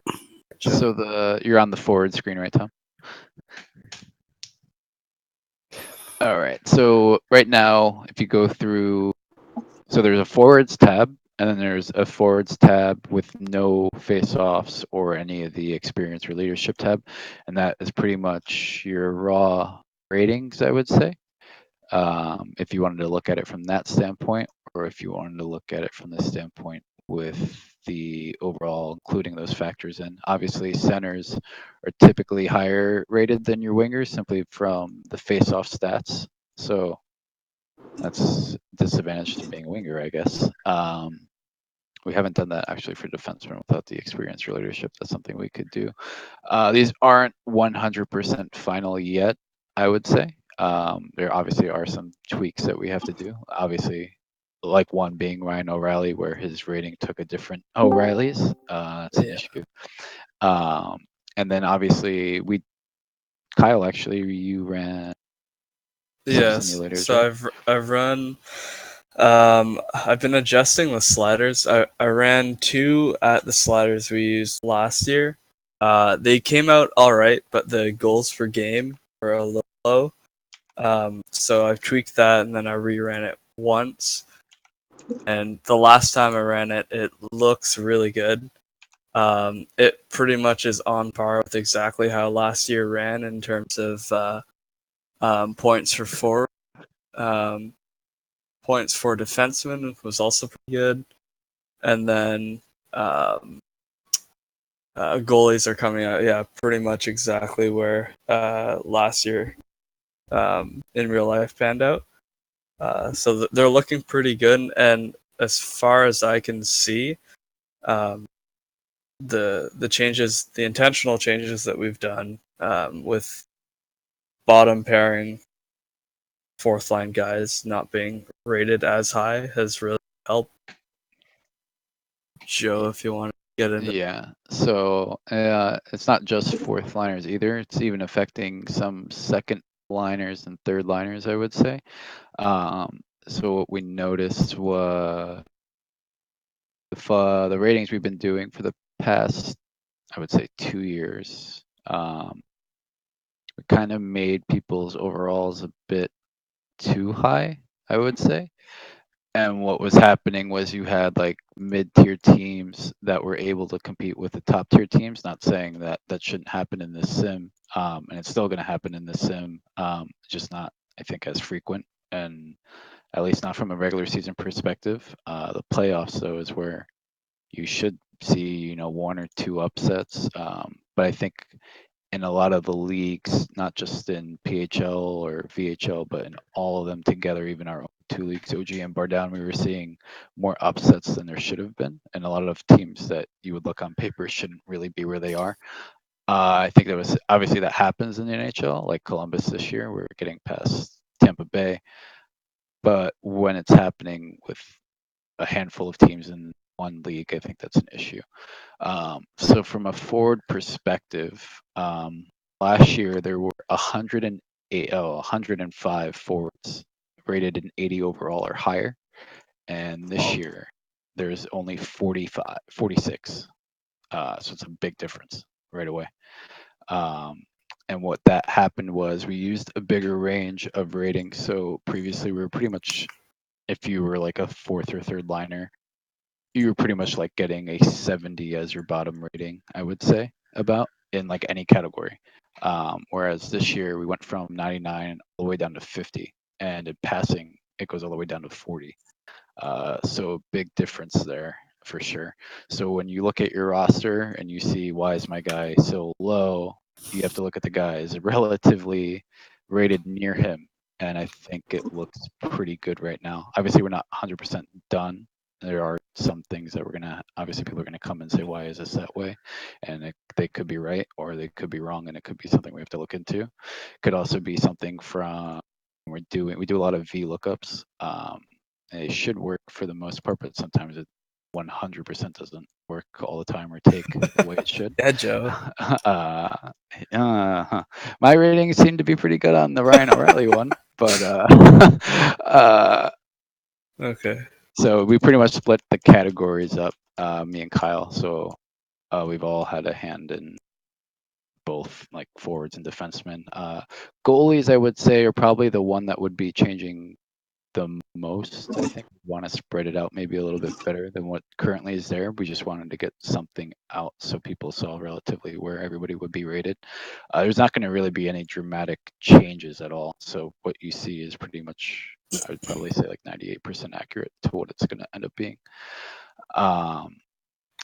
But yeah, so the big difference is definitely the overall ratings going from 108 forwards at 80 overall to 45 is pretty drastic. And if we look at 79 through 70, this year we only have, let's see, that's a total of about 164 rated between 79 and 70, which is kind of what we wanted. That's taking in, so if the way you look at it, right, is there's 12 forwards on a team, spread that across the 31 teams, you're looking at about 372 players, I think it is, just forwards alone. So there's 214 rated a 70 or higher. That right there is two full your first two lines, and then some of your third line, which I think kind of makes a lot more sense. Whereas last year, if we were to look at people rated 79 to 70, there were quite a lot. So we went from 233 players were rated between a 79 and a 70, and in total there were 340 players rated 70 or higher, which obviously is way too much. Yeah. When we go back and look at it, and we understand players have different roles, and you still have those roles defined here in if a player is a defensive forward, a scoring forward or not. But I think it balances the sim out and makes it a lot more realistic. I think that's where an issue was. You have a lot of people that were scoring more than they should have, because what happened was last year I set the scoring where anybody had 30 goals or higher had a 90 for forward, whereas this year 30 goals gets you an 80 over. So if we look at it from a scoring perspective, there's only 17 forwards with 90 scoring or higher, which I think represents the elite players. And this is also adjusted into a goals per game, and then it's also readjusted depending on the amount of games missed by the player. So it's not like, hey, this guy was going to score 55 goals and he played 20 games. It's not going to be that high of a rating. It's going to be readjusted back down to be more realistic. And then for forwards from 89 through 80, there's about 49. So you have 56 forwards with 80 scoring or higher. And that 80 mark is a 30 goal threshold per game. And then for 79 through 70, you're looking at about this is about 84 players. So I think it's spread out much better. And it goes all the way down to 50. So we're maximizing all the ratings we have now. Take a look at defensemen. Your top three defensemen are Giordano, Dowdy, and Burns, followed by Hetman and Letang.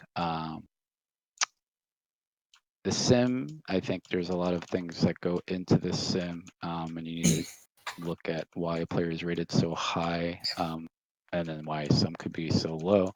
They might not necessarily be like, if we look at an Eric Carlson, he's in 83 right now, right? He has 98 passing, 92 defense, 54 scoring, 99 puck handling. A little low on the 89 strength. He has 99 skating, but his checking is only a 65. So that's kind of bringing him down. But he's a 99 in a lot of the other categories, right? So I wouldn't look so much into an overall. I would look more so at a specific category that plays to their strength, if that makes sense. There's a lot of like a strength attribute, obviously checking. checking is good and bad. In the sim, I think having too high of a checking rating sometimes backfires, and it causes you to take a lot of penalties with your guy, regardless of what their discipline level is. Um, so that's one thing to take into account. And then obviously experience and leadership play a little bit of a role in there. Like for example, we were to raise Eric Carlson's experience from an 89 to a 99, 990. It brings him all the way up to an 84. And if you were to resort that, it then puts Eric Carlson quite a few spots higher. So I wouldn't look too much into that either. There's a lot of different scenarios like that, I would say, where overalls could be a little bit misleading. And I would more focus on the categories that are most important to you, which I would define from my standpoint as passing, scoring, defense, skating, puck handling, and possibly checking and strength as secondary. For the most part there. If you take a look at goalies, you have Ben Bishop as your number one, Robin Lehner, Vasilevsky, Rene, Anderson, Price, Gibson, which I think is pretty spot on, I would say, based off this past year. But I think where we can improve here is maybe spreading these ratings out when it gets down from 89 through about 85. I think there's too many people grouped up there, which was an issue we were having with the forwards and skaters, which is what we primarily focused on this year, which was kind of reducing how high overall people were. We'd look at it from a defense perspective. There are 44 defensemen rated an 80 or higher. And last year, it's a very big difference. Last year, there were 105. So that's quite a bit of a difference. And if we go from 79 through 70, you're going from what looks like about 100 and there's 126 defensemen rated 79 through 70 this year. And last year, there were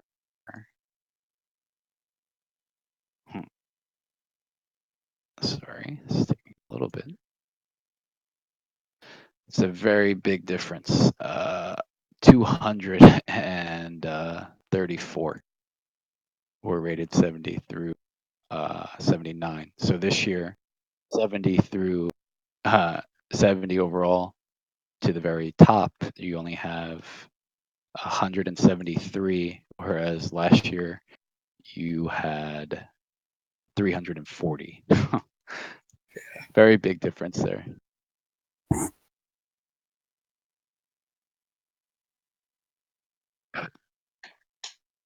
Yeah. What we ran into a lot last year was like, teams having 7, 8, 9 defensemen rated 70 plus overall, and they would just be in the AHL. So yeah, it wasn't really useful. Right. So I guess a good example here would be if you're looking at it from if you want to look at the defenseman, Andy Green kind of stands out as the 76 highest rated defenseman right now at a 77, which people might say is very high. Well, if you look at his stats, his only stat that's actually any good is probably his defensive stat, which is a 95, and his strength stat, which is a 91. And he doesn't take a lot of penalties, so he has a 95 discipline.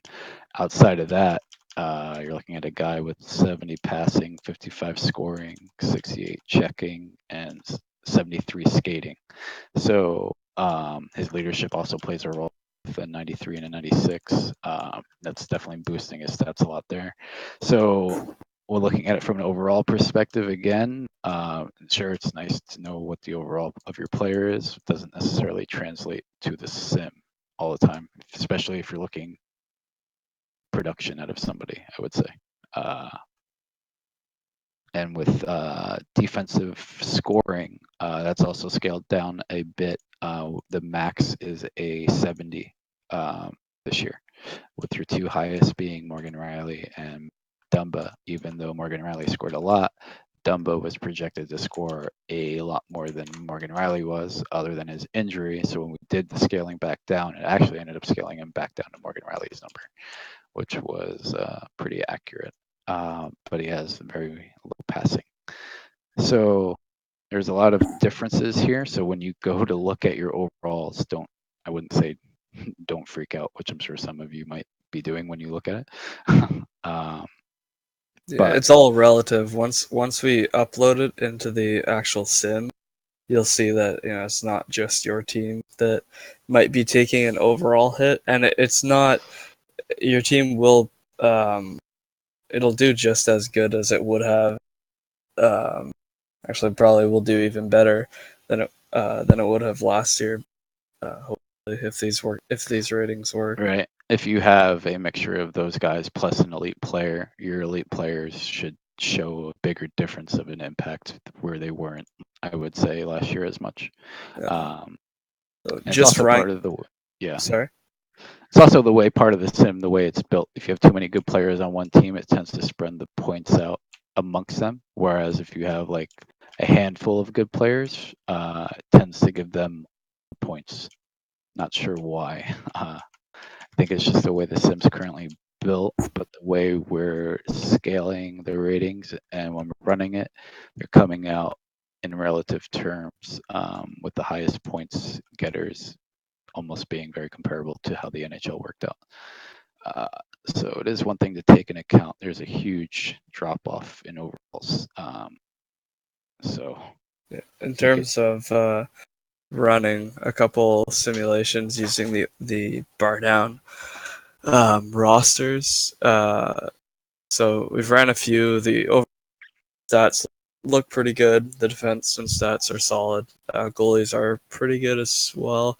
But then if you go down into goals per game, shots per game, save percentage per game, it's pretty much spot on. So I've ran it twice now. I had to adjust some letters and send that out to PHL and VHL just so everything lines up.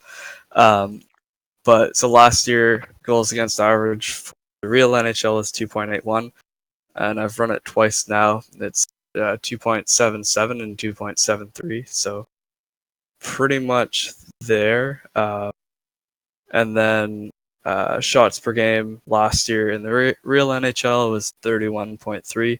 Last two times I ran it, it was 31 even. So shots are pretty good.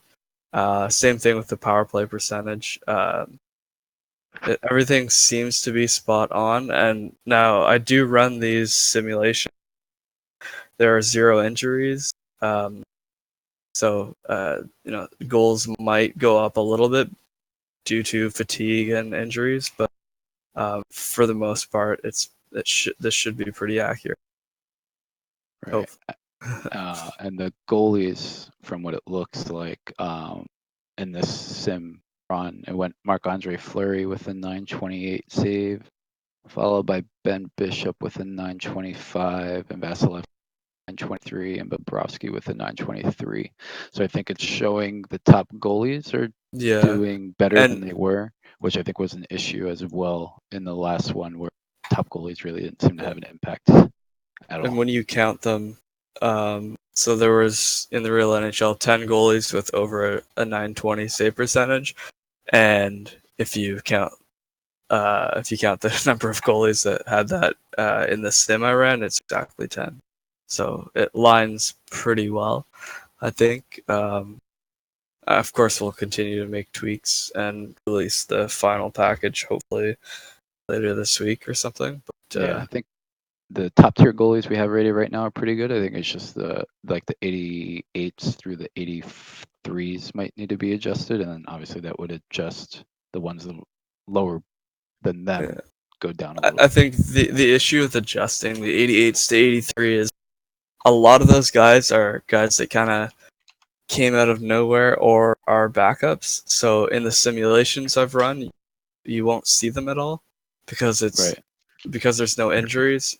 So they're not actually playing if they're backups. Yeah, that's another thing, right? Is that there's a lot of people have 2 of these goalies probably on their team at the same time. So that's also because we're using the actual rosters in our leagues when we're running them. You could even, once we give it to Tom could run simulations through PHL rosters and see how that's Right. running, and then So- whatever adjustments need to be made there. But running it in the VHL and PHL, you're gonna have to start. I would recommend using the same sliders that we use because that's how we're Yeah. maximizing the ratings. And then you either once you run it, you come back to us and say to be adjusted because it's either too high or too low. You either we need to adjust something, or maybe you play with your sliders based on your league and see how it works. After running it, I would say running it a minimum of 3 to 5 times before changing sliders. Yeah. Would probably give you the best results. But yeah, it's one thing to take into account is that a lot of people do have probably in the top 40 goalies. Teams Yeah. probably have 2 to 3 of them, sometimes even on their team at the same time. There's guys like when I ran it, guys like Bennington and Campbell, like all those guys that kind of not really came out of nowhere, but might have been not rated as well last year. They're just delegated to backup and therefore aren't in the sim that I ran. Right. So, anyways, I think pretty happy with how the package looks right now. Yeah, we'll definitely continue to tweak it over the next few days. Hopefully, have something. Yeah, I just have to redo it because of the. And then I'll get it to you. Joe, are you touching it anymore tonight? Should I just wait until tomorrow to everything in there. I will say the one thing that will definitely be changing is experience and leadership for everybody. So what I'm gonna do is I just figured I could do it actually on NHL.com through the stats, is I can pull all the active players. And I'm gonna run how many games played they have in the past 20 years, all as a whole. And we're gonna start everybody out, I believe, either at a 65, 70 for experience and leadership. And then once you play 82 games, that's gonna give you a +1 to both experience and leadership. And then when you make the playoffs, that's going to give you an additional +1. And we don't factor playoffs into anything, but factoring playoffs into an experience and leadership, I think makes the most sense. And then if you're a captain or an assistant captain, that's going to boost as well. Not that fact that you were a captain previously, you have to be a captain this year. That there's like I don't know of any way of finding out if a spreadsheet that shows when a player was a captain in a year, so it's kind of hard. Yeah. But I think adding the boost just for this year makes most sense because that's how our stats are arrived from. The only stat I think that takes in multiple years is durability, right? Yeah, takes in the last 3. Everything else is based off of the first year. We haven't touched fighting or penalty shot rating either.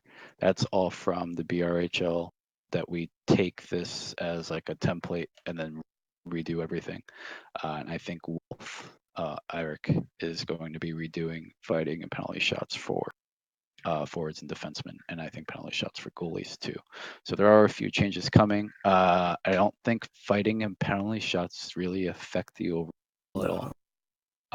So I think overall it looks pretty good. Obviously, you're going to notice overall as being way different than they previously were. So if you were like a middle of the pack team, but you had maybe mid-tier players, they were rated probably higher than they should have been.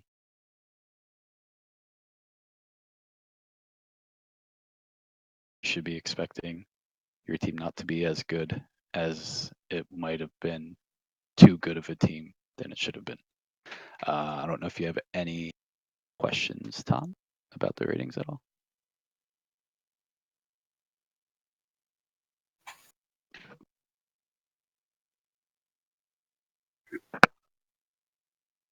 Yeah.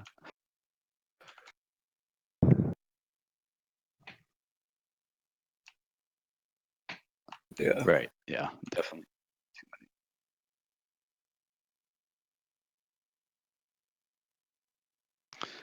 Yeah. So like looking at a defense perspective, there's 31 teams, right? So 31 times 6 is 186. So your top 186 players brings you from an 86 overall all the way down to a 68 over on defense, which I think is a pretty good. If you were to just say these are your top, take these guys, these are your top 6 defensemen, and put them all across from an overall standpoint, which again is not something I would honestly recommend in every case. That's where your top 6 would be in that range, 68 to 86. And if we take forwards, if you want to take your top 12 forwards to round out your 4 lines and spread that across 31 teams, I think that is 372 players off the top. Too sure. But if we were to do 372, this lands you at all the way from an 86 down to a 62. So I think that shows a clear difference between the ratings. A 62 to about a 70 for forwards will probably land you. This is about, let's see, starts at 215 and ends you at 375. So that's about 160 players, which is roughly a little less line. So there's actually a little bit more players rated into the top 6 category, which I think makes sense because a lot of players who play on the third line could be top 6 players. It's just where they get pushed down to the third line as a middle sixer. I think those guys are pretty interchangeable in the NHL too. So I think it worked pretty well.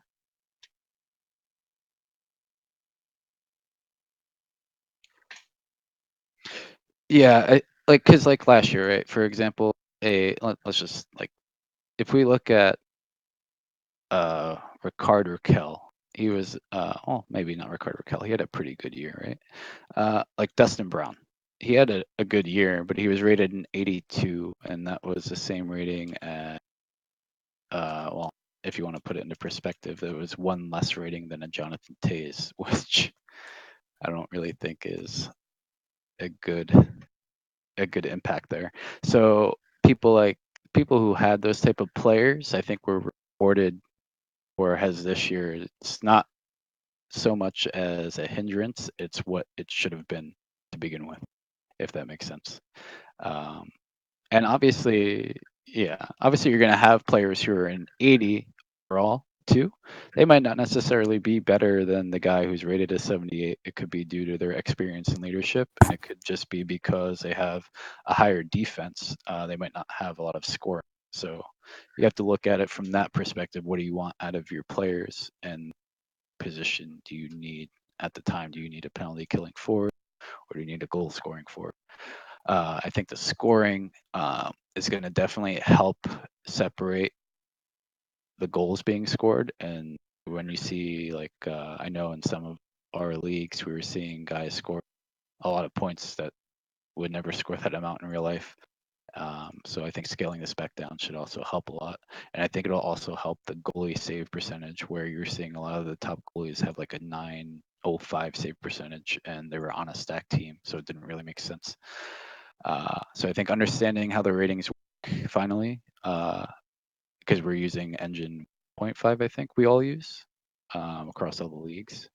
Is it 1.5 or 1? I don't know which one. Yeah. Yeah, 1.5. Yeah. So we all use the same engine across all 4 leagues, which works out. Otherwise, if you use a different engine, you need a whole different set of. Yeah. So I think it works out pretty well. I'm gonna post the entire link now that this was, I think, only in the Discord, so I'll post it on all the websites so people can scan through it. And I'll definitely make the comments that I made on here just regarding the differences between overalls and how we did the ratings through 99 through 50, except for forwards for passing. It goes all the way down to 40. And that was because the scale was very big for assists. If you look at it, it goes, scoring's kind of easy because it starts at around 50, right, to get to a 99. Whereas if you look at assist, it goes all the way up to an 87, and followed by 75 and 71. So to get players that had 60 assists or above per game landed you at a 90, and then assist at 50 above landed you, I believe, at an 80, I would say. Or is it? Hold on a second. Let me just double check this real quick before I give you the wrong information. Sean Couturier has an 85 assist rating, and he had 43 assists. So yeah, that's about right. 43 and 80. So it ends up being an 85 once it gets rounded through the per game. So something like that is where 45 assists is your target for an 85, and then be your target for an 80 passing rating about. So I think from there, it kind of definitely separates everybody from a standpoint of, are you good? Are you elite? Are you bottom tier player? And that's just for that category.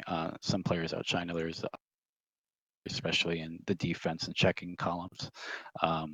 That's one thing you'll notice. Some of your players could be rated lower than what you would say. Why is this guy 1, 2 checking, 1 or 2 overall, lower than this guy above my guy? Well, it could definitely be a result of their checking stat or their strength stat. Obviously, a player like Johnny Gaudreau, not going to have high strength at all, and not going to have high checking at all. So that's bringing his overall down quite a bit. But the other categories are going to make up for that. So definitely don't just base it off over. And I think that's pretty much it for the ratings. Goalies, we're definitely going to be taking a look at. That's still probably going to be the one that we edit the most, I would say, if there are a lot of edits. But everything else, what you see is going to be relative. So if we're changing something, it's going to affect everybody that we're changing it to. It's not just going to affect one player, unless that one player's rating is wrong for a certain category.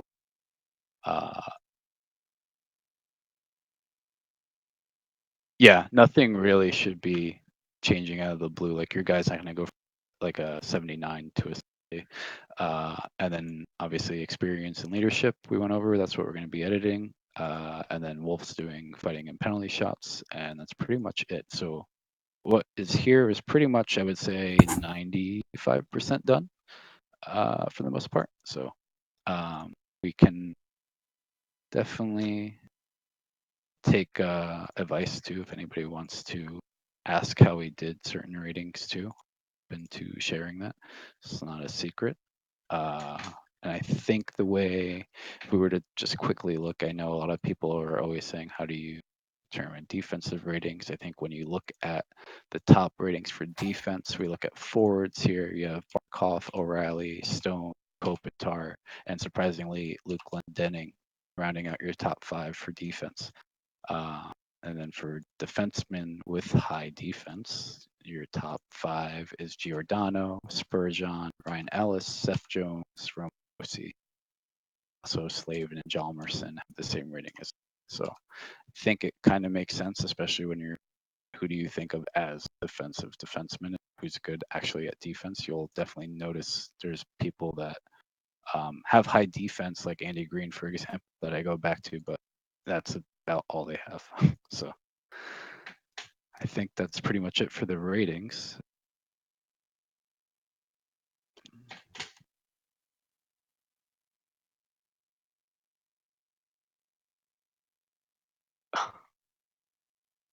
Yeah. Yeah, it's I don't really think there's that many rating packages out anymore either, which is kind of, I don't know if Simon T itself is dying, especially with, like there's franchise hockey manager and inside hockey manager now, where everything's just done there. I think Simon T is kind of a dying community, and the community that's in there, you'll notice, I think, is a lot of the same people in multiple leagues, which you see here. But yeah, this is pretty much, I think this is one of the first ones there ever was, really.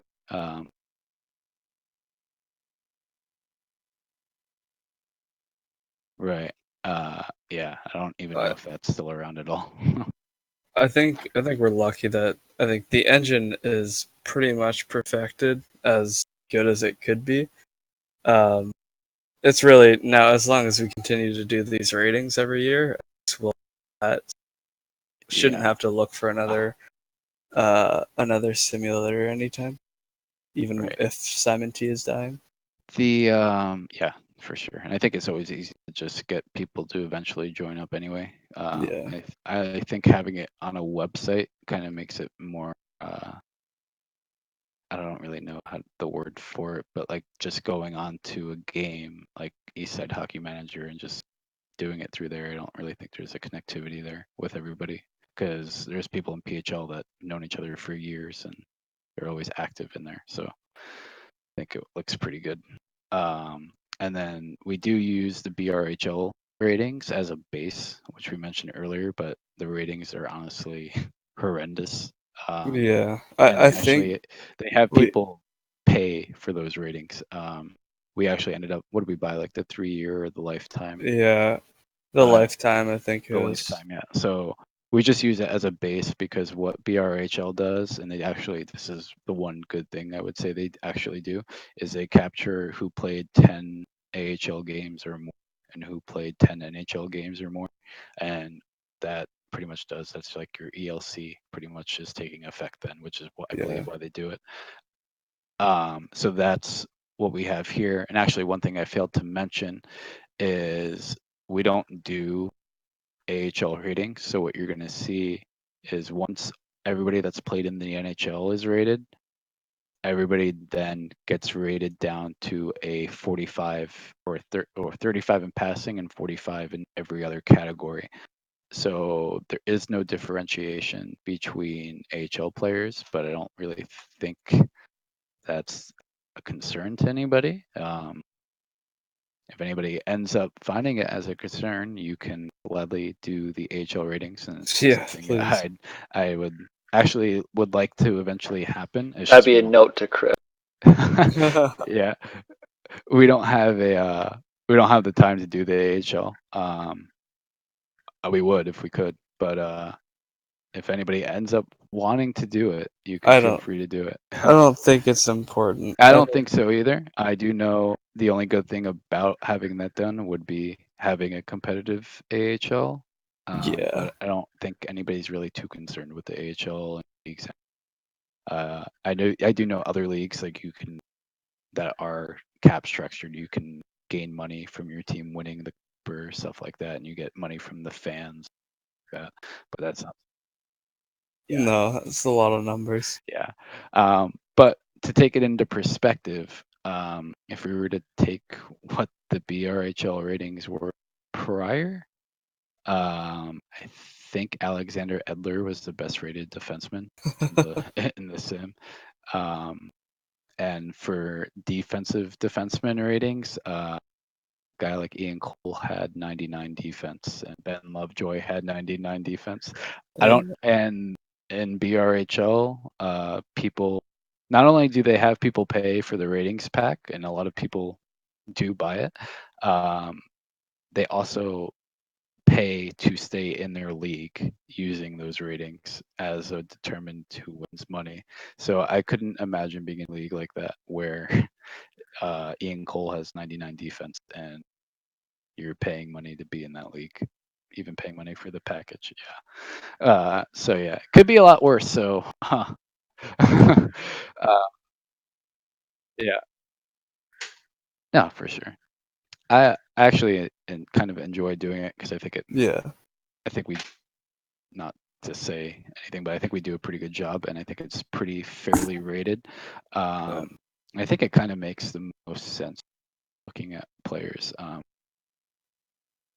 So yeah, if anybody ends up having questions on ratings or a specific rating, I would also, before you ask us, not saying you have to, but if you compare it to people who have maybe a similar rating in that category, that would also better help explain it prior to coming to us because it would show you why. Or it could be something that maybe we just overlooked. So definitely just let us know. Prefer not to have a bunch of questions on a million of your players at once, but definitely I will eventually answer them if I can. Yeah, just definitely have a reason for your question. Don't just be like, why is Dougie Hamilton's defense so low? Like, please provide some kind of context or example. Right. And for defense, the defensive rating itself, I took into account takeaways and block shots as well, which was something we were really taking too much into last year. Prior, we were just using a lot of advanced stats, but looking at a lot of the advanced stats, I think it also skews a lot of things portion. It's not always the best way to do it. So we used a mixture of both. And what we did was I gave a rating, which I could definitely explain, which I think might make more sense when I'm writing it out. Is we gave a rating. So if I open up defensive or just open up any of these files, for example, let me open up defense here for defense. Okay. So what I did was I extracted takeaways and blocks, and I put that into one category, and I took who had takeaways and blocks per game the highest, and then I went down through that list. So everybody got if you were the best, you had a 1. If you were the worst, you had whatever the very last number was. That gave you 1 rating there. We looked at defensive zone starts, face-offs, combine that, who had the most per game, who had the least per game, gave you a 1 for that and down. And then another thing that we took into effect, which I think is a very good indication of who is good at defense, is scoring chances against per game. And I think that's I never used this in the past few years. I think this was something I definitely overlooked, and I think this actually is one of the best ways of determining who is actually good at defense. So that we took that and it gave you obviously a 1 through there, and then I combined those 3 ratings into one rating together, and whoever had the lowest from there down pretty much got their rating, and I kind of spread it out where it made sense, where we're rating people too high like we were before, and so on and so on. So like the combined ratings, it's Giordano, Spurgeon, Jones, Ellis, and that's exactly what you have in the sim in the rating pack. So I think it looks pretty good. And I guess that's really it. I don't know if you guys have anything else before.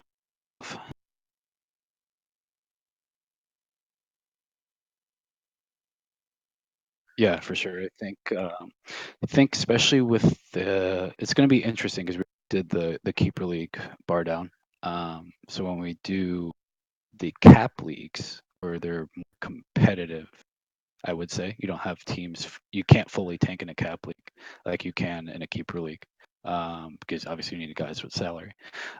So I think we're gonna have to see how the cap league works and see how those spit out, and then maybe we'll have a separate slider for PHL down and a different slider for the cap leagues, just based off of how those are going to be laid out. So we'll see how that goes. But overall, I think starting with the same sliders for both will be a starting point. And then if we see, yeah, it's working for bar down and it's working for PHL, which are both the keepers, but not working for the other two, we'll keep the sliders for that the same and then different ones for the cap. All right.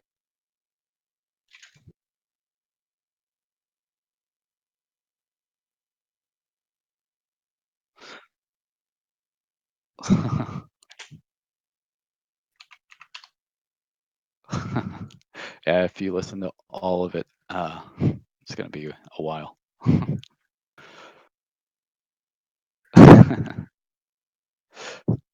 right.